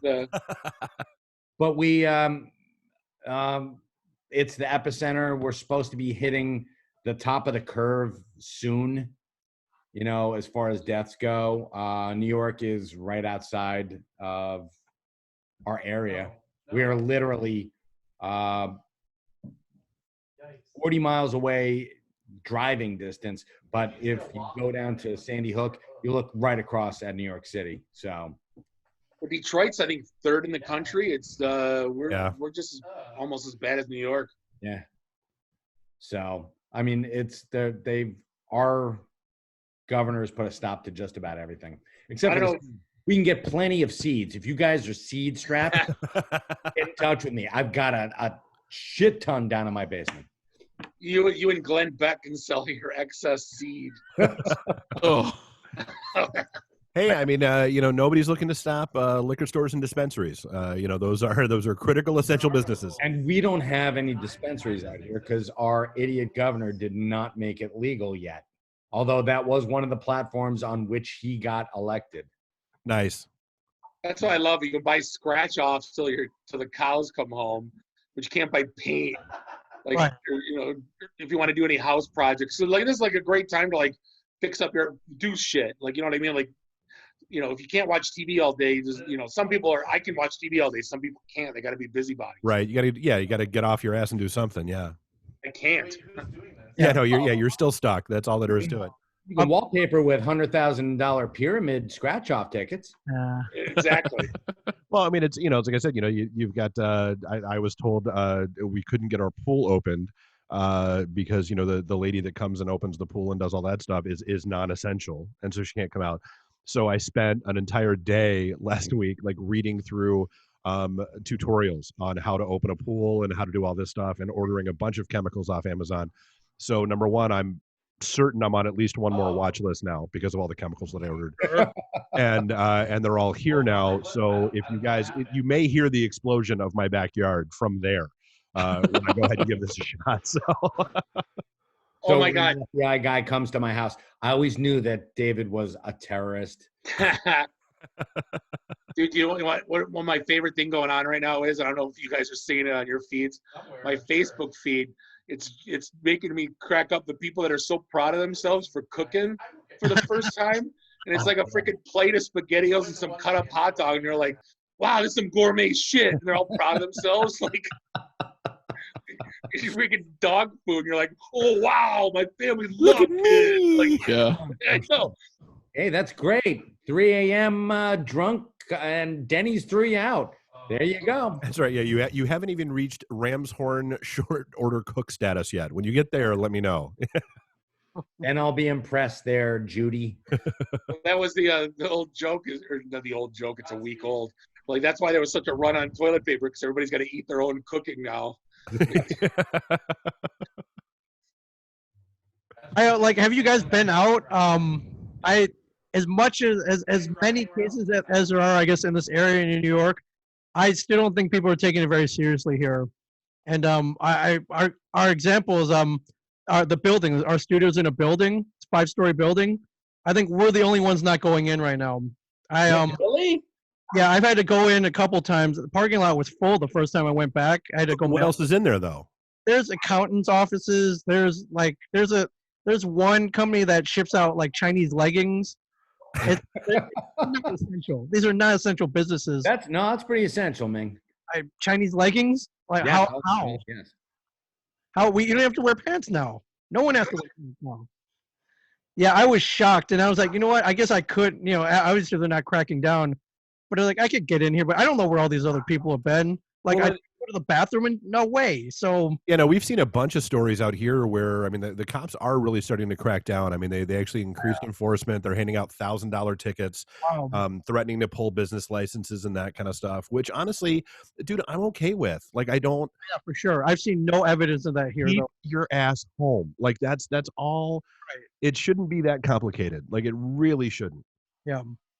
Well, it's that catch-22, man. You gotta you gotta feed your family, and you don't want to get sick and die, Well, no, and I get it. Because I mean that was the one thing I laughed about when Whitmer did, not today but before, where she was like, "Oh, just use the online ordering services." Yeah, good luck finding a shipped window for delivery or a Kroger or a DoorDash or whatever. There are none. You can't. So you have to go to a store. So I went Friday. I went to there's an Aldi and a Meijer right next door to each other. Went to Aldi, bought most of everything there, and then there's a few things I can only find at Meijer, so I went over there. And it was funny because Aldi was granted it's a much smaller store, but maybe 6 people in the entire store, not including the 2 cashiers. And almost everyone was in like masks and all that, and gloves and all that kind of stuff. Go next door to Meijer, place is packed. Free for sure. Huh? The free for all. Oh yeah, place is packed. No one's wearing a mask. No one's using gloves. No one's doing anything. People are just just walking willy nilly wherever the hell they want to around the entire store. And I'm just like, it's like the sad part is like that's why like the governor has to come down and be kind of a bitch about stuff, because you guys are idiots. You've proven you can't do this on your own. It's like your kids. You give your kids a little bit of freedom and you tell them where the boundaries are. And then when they step outside the boundaries, you're grounded. I'm taking your phone away. I'm taking your outside away, and you go to your room and I'm turning off the internet for the next 2 weeks. Like that's kind of where we are. And I think we deserve it. Yeah. I don't know if you guys read that story. There's a neighboring town to me and Mike where these 2 dudes set up a acoustic Pink Floyd concert on their. I did see that story. And all their neighbors came out with beers and lawn chairs, and then the cops came and, of course, busted it up. And people were calling them Nazis and shit. I actually meant to shoot you a note because I read that story and I was like, I think this is right by you guys. Yeah. What was wrong with what they were doing? They were congregating. There were like 40, 50 people on their lawn. Were they like out on their 6 front feet yard apart and shit, or were they like dude? Really? Oh, dude, it was like 50 people on my front yard. Yeah. Oh, yeah, then stupid. Yeah. If it's like the dad, I would say your front yard, but you couldn't fit 3 people on your front yard. No. And the guy who owned the place, the guy who owned the house was a lawyer. Yeah. So you're like, you're an ass. First off, it's like, I know my rights. It's like, guess what? You're the reason why martial law gets declared. Right. Yeah. You're why, and here's what they should have done from the beginning. And I'm going to get political for a second, but they should have taken the older people and the people at risk and quarantined them. Get this, let people who have not compromised immune systems get it. Why not? And work our way through it. Yeah. It's the flu. You're out for 3 weeks. Whenever you get the flu, that's what happens anyway. You got to take the time off. You got to get better. Yeah. Put the older people not behind bars, but behind closed doors. Giant hamster wheels, whatever it takes. Exactly. Have them power our cities. Do you know anyone that got it, Mike? To be honest with you, I know people who know people. I know a handful personally. One of them was a guy that I work with closely. He was so bad, they basically told him not to go to the hospital until his lips turned blue. He couldn't breathe. His wife literally didn't sleep for 12 days while he sat at his home. Felt like there was basically like three of you guys sitting on his chest. Like that's what it felt like to him. Which three? That's important. Not me, because then he couldn't have breathed at all. But unfortunately, there are some people are gonna get worse. I was the guy who was like that, my wife would be, hysterical too. Yeah. And rightly so. But hey, Earth doesn't want us on it anymore. I don't think. I'm pretty sure it's trying to give us the bums rush. Go watch old George Carlin. Oh, by the way, have you seen? It's a TED Talk from Bill Gates from 2015. Yes, somebody said that predicted this. Yep. Well, and the thing, I actually caught an interview with him. I think it was on the Daily Show. He did an interview like maybe a week ago, and they asked, they're like, "Hey, like, were you predicting this?" And he's like, "Well, no, I wasn't predicting this specific scenario, but this specific scenario was inevitable based on where we were, and that's what I was talking about. The changes needed to happen in order to prevent this kind of thing from happening, and well, here we are." Yeah. Congratulations. You've earned this. Yeah. Tell them what he's won, Johnny. Right. You've won overstuffed hospitals. And that's the thing. Like I have a couple of friends of mine that are nurses. One of which is my friend Becky. Ming, she says, make sure you stop by and keep that legging place going because she needs her Chinese leggings. Yeah, for sure. The COVID woven right in. Right. But no, so I mean, and it's, you hear and you see these, the horror stories that are coming out of like, Detroit Sinai, or, like my niece is a nurse, that's at Beaumont now that's working with this stuff. And it's not, it ain't funny. And I mean, and like, that's literally like, those are the conversations that I'm having with people now is you think this, like, I put this in the perspective of, is whatever trip that I need to make right now, is it worth whatever chain effect that sets off being the reason that my niece might get compromised? That's how I look at that now. And that's heavy and that's shitty and that's scary as hell. But that's the context that I keep things in because she's ass deep in this stuff now. And dude, she's 23. She, just got out of college. She just started, she just passed her critical care test 2 weeks ago to be able to dive into this because that's what she really wants to do. I don't want to be the one that sets off a chain of events that winds up getting her compromised and infected by this crap. Good point. Great point. My niece is she just graduated from Temple Medical School, so she doesn't want this, but she's going to be a doctor, and they're she doesn't have to do anything right now, but she's on deck. Well, and that's the same with her. I mean, she was in the cardiac care unit, and they they threw out the call for they just put out the call for volunteers for folks to staff they've turned Cobo Hall, TCF, whatever it is, into and Ming, I don't know if you've seen the pictures or anything, but like it's crazy to me that when they've turned Cobo Hall into a mobile medical unit with the exact same configuration as if a Comic-Con were happening. Oh yeah, it's got pipe and drape. It's pipe and drape, 10 by 10 booths, side by side, double-sided aisles, all that stuff. Yeah. Like because my nephew is down there. He's in the electricians union that's doing part of the work down there, and he shot a couple of photos off, and I'm like, my God, like that looks like a Comic-Con except it's white pipe and drape. Yeah, it's weird and eerie. For sure. You go there and get sick and expect to see Ian Ziering around the corner. Well, no, he's usually isolated. That's been fine. He's never been a patient zero. That's or you're the guy who's going to get sick after you see Ian Ziering. Right. Because con crud. That's I got it from him or Tara Reid. I'm not sure which. So let's paint that picture. You guys get invited to cons. Me and Dave go, but nobody gives a shit. But I mean, like, when are you gonna finally shake someone's hand? You know what I mean? That's a thing. Fist bump. There you go. Fist bump. Yeah. Yeah. The back trying to do that forever because Brian Johnson is susceptible to con crud for some ungodly reason. Every time he goes and somebody shakes his hand, he gets sick. Like every single con he goes to, He comes back. He's like, "Oh man, I'm deathly ill." And I mean, he might have an compromised immune system. It happens.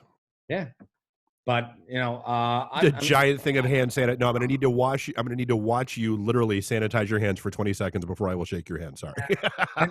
not only that, but I used to feel bad when I would sanitize in front of people after they shook my hand. But then I'm like, no, you're paying the price. Here, I'm washing you off my hand. Dave, I'm always a visionary with my business ideas. I always talked about Astronomicon, about the alien decontainment chambers to make people not stink. And this is going to be a thing now. We always said Lysol and Febreze. That's disinfectant and disinfectant and Clorox wipes and shit to get off the stink. And now it's going to be like the metal detectors now. Going to grocery stores, going to cons, you got to sit in a decontainment chamber for 30 seconds there. Louse them. Just delouse them. Yeah, I like it. Hey, I watch Shawshank. I know how it works. All right, you two have been in county. You know how this works. Like, Pulp Fiction, man. Yeah, I don't know. I like hugging people too. So I don't know, man. I know it's gonna be weird. Yeah, I mean, we're all social people, dude. We're all, dude, look at us at midnight at the bar. We're hanging on to everyone. You know what I mean? We're just like arm in arm with everyone. We are. It's how we've grown up. It's how we act. You know what I mean? This whole like, if I can't, I'm not a big toucher, but like I was a handshake and that the shoulder hug, or you know what I mean? No, you know what I mean? Like, no, because there's a couple guys I know that are like arm grabbers and shit, and that stuff creeps me out. Yeah, true. The bro hug I'm all down with, but like the don't touch me while you're talking to me, like that's just a handshake where they like move up your arm up to your like armpit. Yeah. As they gaze deeply into your eyes. Yeah, that's a little middle finger thing while they're shaking your hand. I'm good. Where are you getting these kind of handshakes? Randy knows. At the lodge. Because they just assume he's a bear. That's how that works. Yeah. We've seen we've seen your kind before. Yeah. Well, if you keep winning those contests. Which ones? The costume contests. Yeah, that's the thing. We my neighbors. We went to my neighbors had their birthday party, and we went to a tranny bar. And my wife and I ended up winning the hell. It was on Halloween, so we decided to dress up, and we ended up winning the contest. And I'm like, oh, and so there was jokes abound. They're like, no, that's actually my wife. It's not a dude. Like she's up against professionals, man. Wow, she's better than passable. She's amazing. She actually looks like St. Pauli girl. What the hell? That is fantastic. How did you do that? That's funny. Hey, I feel bad. Before I forget, I should get this whole Cap One thing in the mix because I feel like I have to. Hey, with the Capital One Quicksilver card, you earn unlimited 1.5% cash back on every purchase everywhere. That's unlimited 1.5% cash back on everything you buy. And unlimited really means unlimited. With Quicksilver, there's no limit to how much cash back you can earn. Capital One, what's in your wallet? Credit approval required. Capital One Bank, USA, NA. Thank you. Done. Boom. Hey, can I say it once, David? Go. What's in your wallet? I've always wanted. Oh, yeah. What's in your wallet? The new Samuel. Are you shooting for Samuel L. Jackson's job? Is that what you're doing? What's in your wallet? Hey, isn't everybody? Yeah, pretty much. Not anymore. They got the Rona. Who got the Rona? Randy, tell Tony to shut up. There's so much background noise already. I know, Randy. Is that your? I don't know what's going on. Are you having a dance party back there? Like, my roommate is also doing video chat or something. Randy's watching the '67 Mets. I mean, it's Tony, so yeah, it's his roommate. So God only knows what the hell's going on. Yeah, I'm just happy it's not porn blaring in the background. That's yeah. It probably is. I mean. Again, keep asking what's in your wallet. Yeah, exactly. What's in your wallet? Yeah. I'm big fan of don't ask questions you don't actually want the answers to. So I guess when everybody, and I think that's the funny part is people just don't understand how science works. And everybody's like, well, what day is it going to be over? Like when am I going to be able to go outside? And so I guess where are you setting the over under on when you think because it's not going to be a light switch. It's not. I think it's going to be a dimmer where things start gradually coming back. Right. Where do you see that happening realistically? Where it's just Starting? you can go anywhere without a mask and go back to work, like or just this. Or I guess there's like when the whole essential versus non-essential thing starts to go away, and you see people getting out more. I mean, I guess I'll give it till July 4th maybe, and that's optimistic. But that's what 3 months from now. So I think it would be great if we could not be under house arrest so we can celebrate our freedom. Yeah, and on the that 4th of July, that'd be great. Good luck with that, David. That May. Yeah, that's 3 months from now. Yeah, I'll give it 90 days from now. But even that, I don't know until they find a vaccine or a cause or somewhere where they can kind of mitigate it. I mean, there's it's just going to spread, right? So. I was telling the story last week. We were in Mexico during swine flu when it became a thing. It was such a thing where the Canadian government flew home the Canadian. I remember you talking about this. Yeah. Yeah, and like it was the best vacation ever because it was like 30% occupancy because half the resort was Canadian. But like U.S. didn't do shit. So like that's where when this thing started being talked about, I'm like, stupid. I've been through all this crap, swine and it's the SARS and the H1N1, but like I didn't realize it was bad as. Like, I don't want to say I wish it would have just whatever, let it take its course, but because this is some serious shit. But it's like, this is the first time, like, we've been through all of this stuff, and this is the first time, like, anyone's actually taken action. So it's like, hey, part of me is thankful, and the other part of me is like, this is nuts. Yeah. Well, this really is unprecedented. I mean, and you think about, like, in our lifetimes, I mean, you had the initial shock and chaos that happened after 9/11, right? Where, I mean, basically, everybody laid on their couches for a week, watching CNN coverage and all that kind of stuff. And then, and what surprised me though, is that even as much of a chaotic and like shocking event as this is, you're not seeing any of the unification that happened after like a 9/11 happened.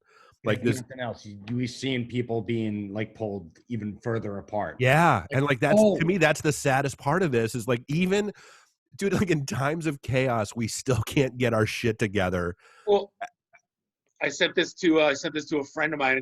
So I don't want to make it public because I refuse to talk politics anymore.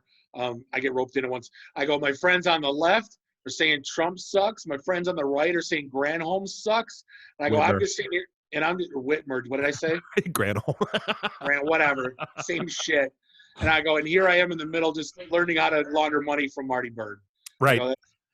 That it's just gotten to that point where, they're all saying, but it's like, I have two memes. I got it's the I Guarantee It guy from Men's Warehouse. And I said, one is if Snyder was governor, you'd be bitching. The other one is if Snyder was governor, you'd be cheering. I guarantee it. It's like they're just finding, whatever team they're on, that they're bitching against that one, but they're cheering for that one. Of course, it's stupid. Hey, Ming, people are dying, and you got to bitch about politics. Yeah, Tammy wants you to know that your birthday bar hugs were amazing. Oh yeah, so hopefully we can get back to that. And if you don't remember Tammy, she was the petter at Smalls. Yes, I remember. I remember that, and I remember Smalls, and so does Mike. That was Ming, go eat the Chinese food. Ming. Yes, go eat the Chinese food. Ming, go slow dance with that 6'6" transvestite. Right, with the egg roll. I'm like, okay. Yeah, speaking of which, Amy still hasn't talked to me. Which I consider a win. I can't figure out why. You were so polite, nicer. No, I was polite up until she made me not be polite. Up until you were be nice. How do I know when it's not time to be nice? I'll tell you. Yes, I was told. And then Mike went roadhouse. That scares me. Remember that? Awesome. I remember that quote. That was awesome. And man, you eat whatever the hell you want to eat, man. Don't let anyone tell you not to. I plan on living that way, Mike. Thank you very much. We'll have to, we'll have to do a home and home because I think they're still shipping out frozen stuff. We'll ship you out one of the American Coney Island does the Coney packs. Wait, what? And, you give me some Taylor ham. Oh, dude, I'd be happy to send you out some pork roll. Hell yeah, ham pork roll. Yeah, with the nice bread. That was when I was in Newark for at the data center there. That I You had want some knip rolls? Oh, do they I ship? will send you some knip rolls, my friend. Oh shit! I'm gonna put on all the weight that I lost during when I got in the hospital. That's to be you, pal. Dude, my Slicer? house is like cupcake wars, man. It's like there's just like cakes and shit and cake pops and s'mores this and Dude, I'm just as bad. I mean, like honestly, that's been the one. So one of the really good things about this is that I've been spending more time with my kids, and like my daughter has always, because like I cook, like I'm the one that cooks, and so I've been spending a lot of time with her, like teaching. Like, dude, we made like old, because I mean, you guys know the Italian side of my family lives in Red Bank, where the stash is and all that stuff, and so like I'm sitting down here like passing my great grandmother's sauce recipe. And we're doing like, all, with the hot Italian sausage and the meatballs and all that kind of stuff. And she just thinks it's the greatest thing ever. Like she made her first charcuterie board the other day and just thought she was fancy as hell. But yeah, so it was making cupcakes from scratch. Turn it over. It's unwrapped Lunchables. Yes, that's exactly what it is. Charcuterie is French for unwrapped Lunchable. So fake jam some of those little tiny pickles, bam, charcuterie. It's beautiful. Yeah. But no, so I mean, like that's mustard. You're a dollop of mustard, dollop of fancy mustard, a dollop of other fancy mustard. There you go. You gotta get that the stone ground shit from the Dahlhoff or whatever. That's but no, so I mean, like that has been the one thing. I mean, and it's funny. Like I was talking to somebody. Like I went to Hawaii back in 2004, and it took me. I was there for 2 weeks, and it took me about 3 days to adjust to Hawaii time, bruh. Because for the first like 2.5 days, I would walk into a bar and sit down and no one would come over for like 5 or 10 minutes. And I would get pissed off because like I'm used to, you sit down at a bar and somebody's there and what's your order? What do you want to drink? Da-da-da-da. And so finally I'm like, the hell is going on? Like nobody's coming over. They're like, dude, you're in Hawaii. Relax. Like, well, somebody will be here when they get here. It'll be fine. Just it's Hawaii time. And I'm like, that was Jamaica for me when I was 25. Changed my life. Yeah. And it's like and it did. It took me a few, and like kind of like you guys were saying, like, getting that Monday night of, hey, we're shutting all the studios down and all that kind of stuff a month ago. And then that next day I went, grabbed all the remote gear and got everything set up and figured out how to run shows remotely. Like that took a load off my mind. And then it took me probably the better part of a week to like get to a new norm that no, I'm not going to, Temple Bar and Whiskey in the Jar and all those places once a week. And that's rough for me. Like I'm used to having all that social interaction. So like to me, like these Zoom bar nights that we do, a couple times a week are pretty much one of the only things saving my sanity right now. And I've gotten all your invites. I haven't jumped in only for the fact that I know I'm going to be in there for like 3 hours. So it's the only that's real. I haven't jumped in. And even like, I'll pop on and answer some questions or whatever. 3 hours later, like everybody was worried about you last night, Dave. Huh? Everybody was worried about you. Like, call him. Where is he? So here's the thing. Like I've been fighting something off, and actually I thought about it. And so here's the weird thing. Like I thought I was fighting something off, but then I realized, dude, it's been a week and a half, 2 weeks since I've had a Red Bull. Oh. And so like I'm like, so I like, and this big storm came through today, so I'm like, okay, I'm sinusy and all that kind of stuff. That's from the storm that's rolling through. But like, is my body finally recognizing a new norm of not drinking 3 or 4 Red Bulls a day? Like I'm not even really I'm not even drinking a lot of soda now, let alone, like I said, 3 or 4 Red Bulls a day to keep myself going. Dude, a guy at the German club used to drink 4 quarts of McDonald's Diet Coke a day. Stopped, thought he was having a heart attack, went to the hospital, and just because his body was not used to not having 4 quarts of Diet Coke a day. It was insane. That's a gallon. That's a gallon, Bob. Yeah, I know.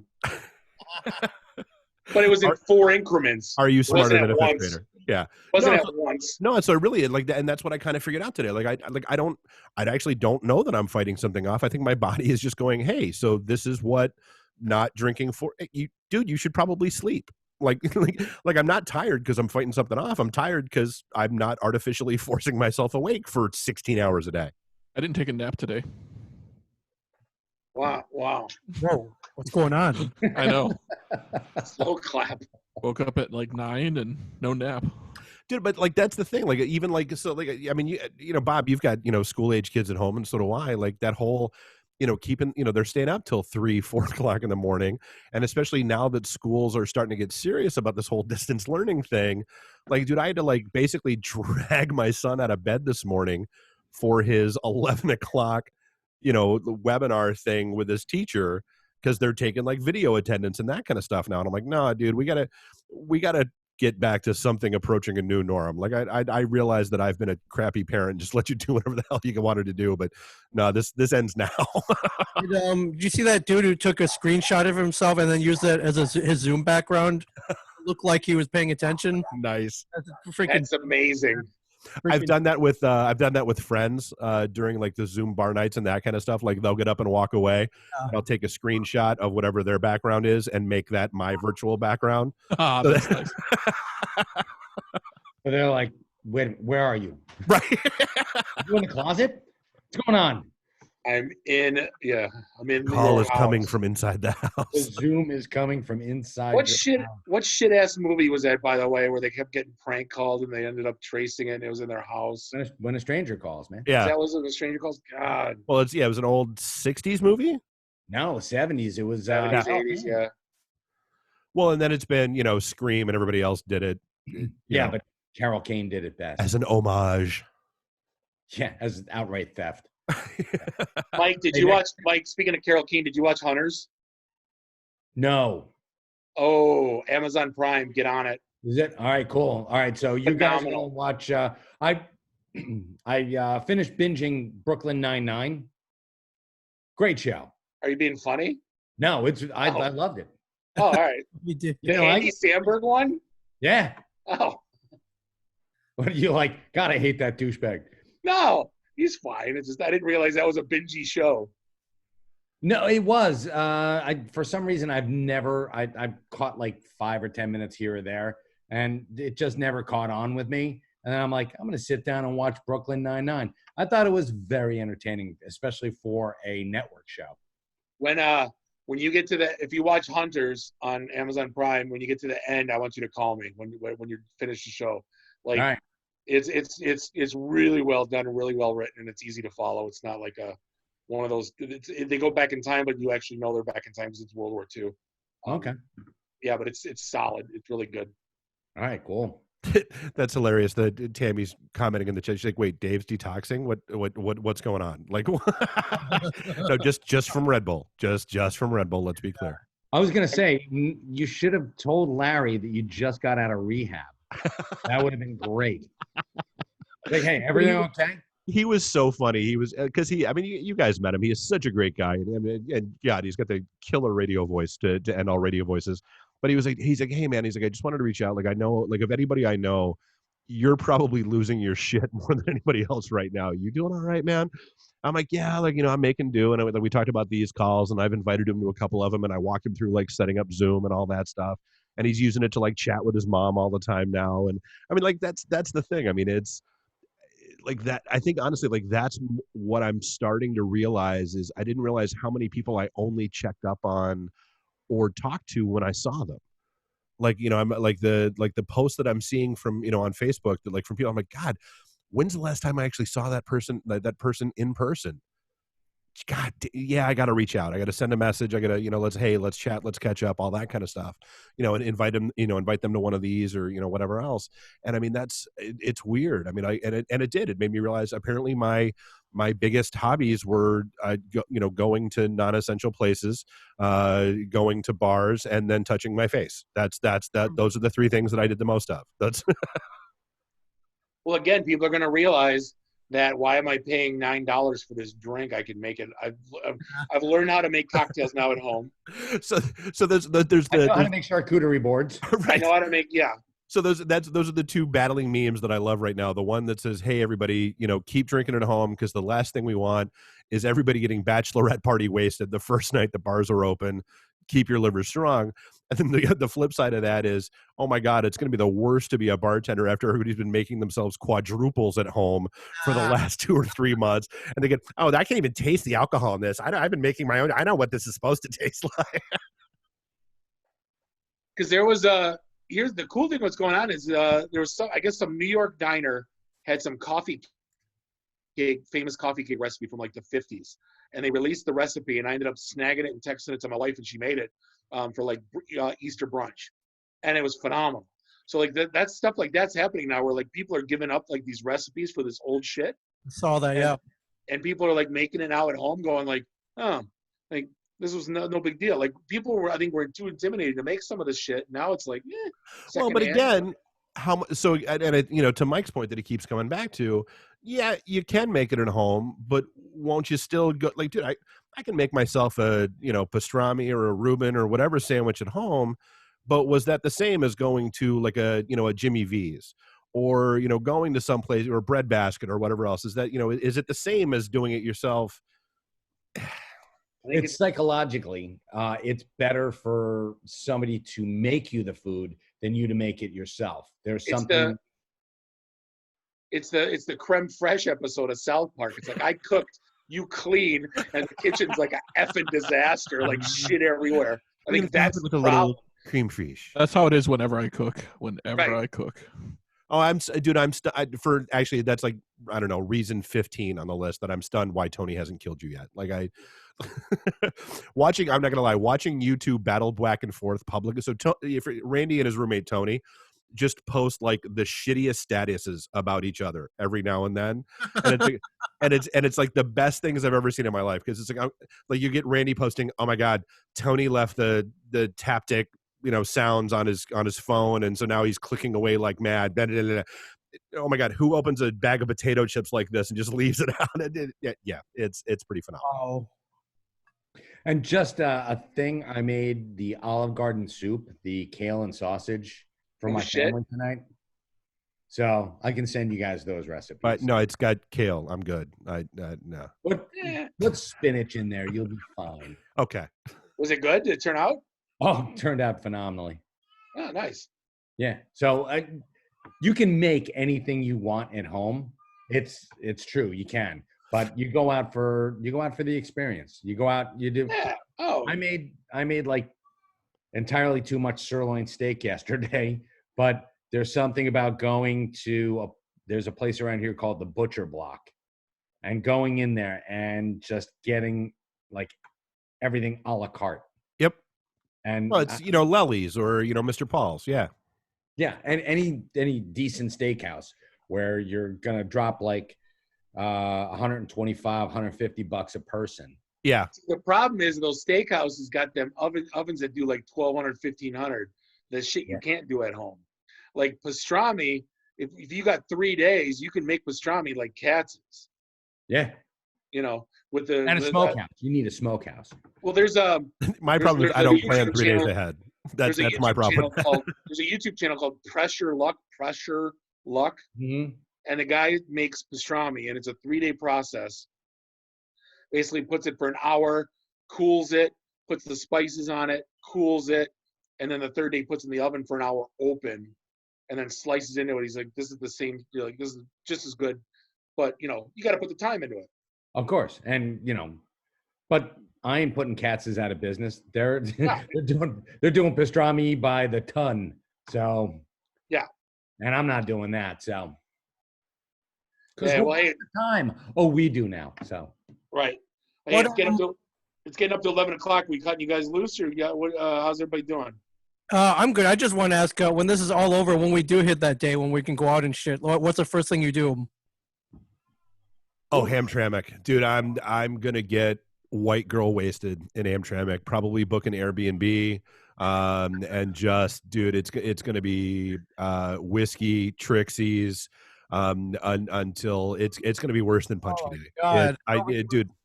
It'll be worse than that night I threw up in Hamtramck. In fact, dude, that you should fly back for that day. I probably will. You could probably get a great deal, man.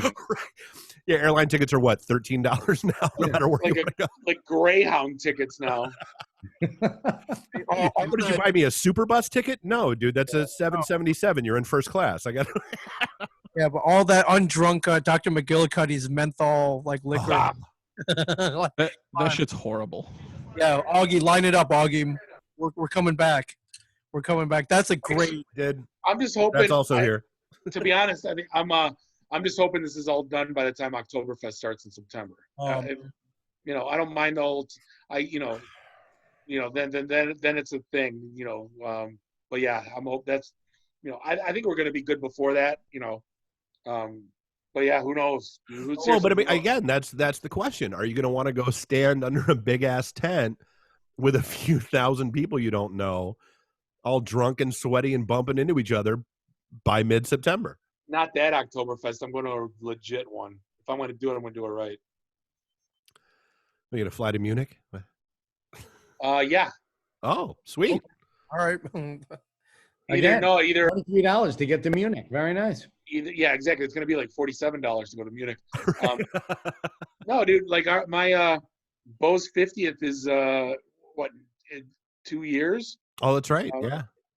You know, mine's in 3 years, you know. So yeah, we're figuring out something. So yeah, I think Munich's in the cards. Sweet. Back to the motherland. I love it. Yeah. Well, see, that's the thing. Like, That's if they let you in. I want to go to Dublin to pub crawl for a week. That's kind of on the bucket list. But if I go to Europe and don't call my family and Wolfgang in Munich, all hell's going to break loose. So might as well just bite the bullet and go to Munich.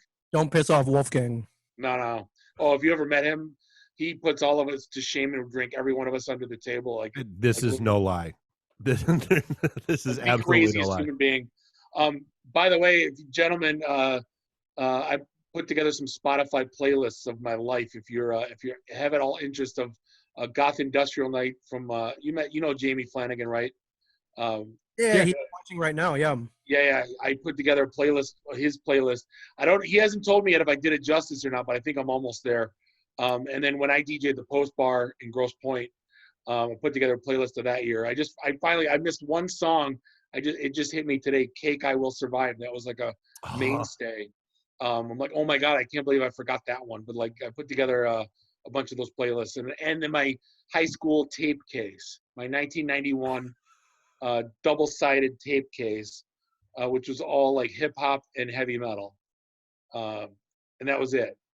Yeah, Public Enemy, Van Halen, Beastie Boys, Motley Crue, Too Short, and Metallica. Okay. Your All Rush mixtape, Bob? Yeah, exactly. Pretty much. So like, I put together like 7 or 8 playlists so far. I did the PenguinCon 80s dance party, 4 hours and 40 minutes of just 80s dance hits. Well, so I was just going to say, so like one of the cons that we go to every year, PenguinCon, which is supposed to be the last weekend of this month, had to cancel. And they're one of the ones that's trying to figure out all the logistics of going all virtual. And so they reached out to like us as presenters and that kind of stuff and said, hey, would you still be willing to do your show, do your presentation? Absolutely. Like, and I said, for what it's worth, we've got Zoom, we can do Facebook Live. And I'm like, if other people need to borrow our account, let's talk about fitting them in the schedule and all that stuff. Let's do it. And I said, but hey, one of the, we're not really known for our presentations. We're known because of the 80s party that we throw. And I said, and Bob, has done a phenomenal job putting together like basically a 4.5 hour playlist. Can we do a virtual room party as well? And they were like, oh yes, do that. Yeah. Here's what I don't want to do though. And what people are doing is they're setting up their DJ gear in their living room with DJ lights and doing Facebook Lives and like walking away, pressing play and walking away. Right. Like, yeah. Pretty well. Like, I don't mind like the playlist. I'm totally down with like. Right. Like because I think Jamie did one off the app, but like they're doing it with like the cameras in the face and the lights are like. I'm not doing. They can do it. That's fine. But yeah, that's not me. That looks great on you. Pond to be good for you. Yeah. Yeah, and I see. And every DJ has been streaming on Facebook is getting it pulled because of the algorithms pulling off copyrighted music. Well, so you've got so that was the thing. Like, so you had a couple of those like the big names that were doing the Instagram Live and Facebook Live streams, and then the record label stepped in and went, excuse me. where are our streaming royalty fees and all that stuff? And so that's why Facebook's starting, they've really cracked down on that stuff over the past week or 2 weeks. Makes no sense to me. It's not like they're monetizing it or selling it, stupid. World, for God's sakes. Relax. Oh yeah. I mean, and it's God, like literally, like this is the world we're in right now. Chill. Like just shut up and let people enjoy things like that. That's really where we need to be as a society right now, is just shut up and let people enjoy things, please. Let DJ Skippy play Queen. Like, it's not like, you'll be fine. I totally had on my calendar. I was strongly considering coming out. I mean, if they want anything, I'll totally jump in for them or jump in with you guys if you guys do anything. Oh, we're doing a podcasting panel. I'll totally shoot you the invite for the Hey, all right. Sounds good. Count me in. Yeah. Done. And now I just knocked my camera out of focus. Yes, you did. There you go. There we go. That's been the other funny thing is I'm loving watching people that have like the autofocus turned on, and every time they make the slightest adjustment, like everything gets super blurry, and then it picks up where they are, and then they move again, and then it gets super blurry and picks up where they are. These are nerd problems, man. I love it. Yeah, exactly. Total first world problems. It is what it is. And since all the cameras are sold out, Bob, all my friends are like, well, you got one? I was like, dude, I got 5. I'll let you borrow one. You just got to give it back when this is all over. So I've lent them all out. Yeah, mine was this was like I've got my I finally bought a laptop, and like I didn't realize it came with like a shit ass camera on it. So like I literally can't even do the virtual backgrounds because the camera's so poor. But I got I'll drop one off for you. Yeah. No, I got like a Cisco 4K one. I might toy around with that. See what Oh, it looks okay. like. Yeah, dude. Yeah, I'm like, God, because we've got shit. We've got. I'm still stopping by the studios like once a week, kind of like I got to check the mail and that kind of stuff. But yeah, dude, I'll grab one for you if you need one. There are a couple apps too that you can use your cell phone's camera as a webcam. Yeah, then I got to get the little 3 thing, and You're just like, I give up. The tripod. Too hard. Is it? Yeah. It's called a tripod. I would bring you the camera on the tripod from the studio. All you would have to do is plug in the USB cord. That's the little 3 thing. That's what. Would that be okay? Could you handle plugging in the USB cord? Fine, whatever. Fine. Make me do work. Yeah. We miss you guys. Yeah, likewise. Miss you guys too. We'll do if you guys are doing another Ming and Mike, if you guys want to do a home and home, we're in. Oh God. Okay. Bob in 4K. Woohoo! My favorite comment yet. Who said that? Patrick Mendes. Oh yeah. From the picture that he took the other day on his Facebook. Jesus Christ. I'm surprised there's not a virtual rat nailed right up against your Zoom profile picture. Virtual what? His virtual profile picture. A rat nailed right up there. Patrick's coming after you. Right. There's a Snap camera. Apparently, you can download that. Because I wanted to be the potato for work, but it attaches to all your shit. So all of a sudden, I'm going to a work meeting, and I go to log in, and I got like a digital cat on my head. And I can't turn it off, and so I'm going to uninstall Snap Camera, and I can't because it's running during my Citrix session. Go to meeting, so I'm like I can't turn it off, and I'm going back to so like literally I had to like shut down the computer, reboot, uninstall all that shit, and then like join the meeting like 5 minutes late. And I think it would have been better if you would have just joined the meeting with it on. I think that it was a management meeting. I didn't want to be a dude. My daughter was doing stuff. My daughter was playing around last night. I got nothing. Yeah, on my work PC the other. Yeah, true. Never mind. Yeah, she infected all the computers in my house. It's okay. It's under control. Right.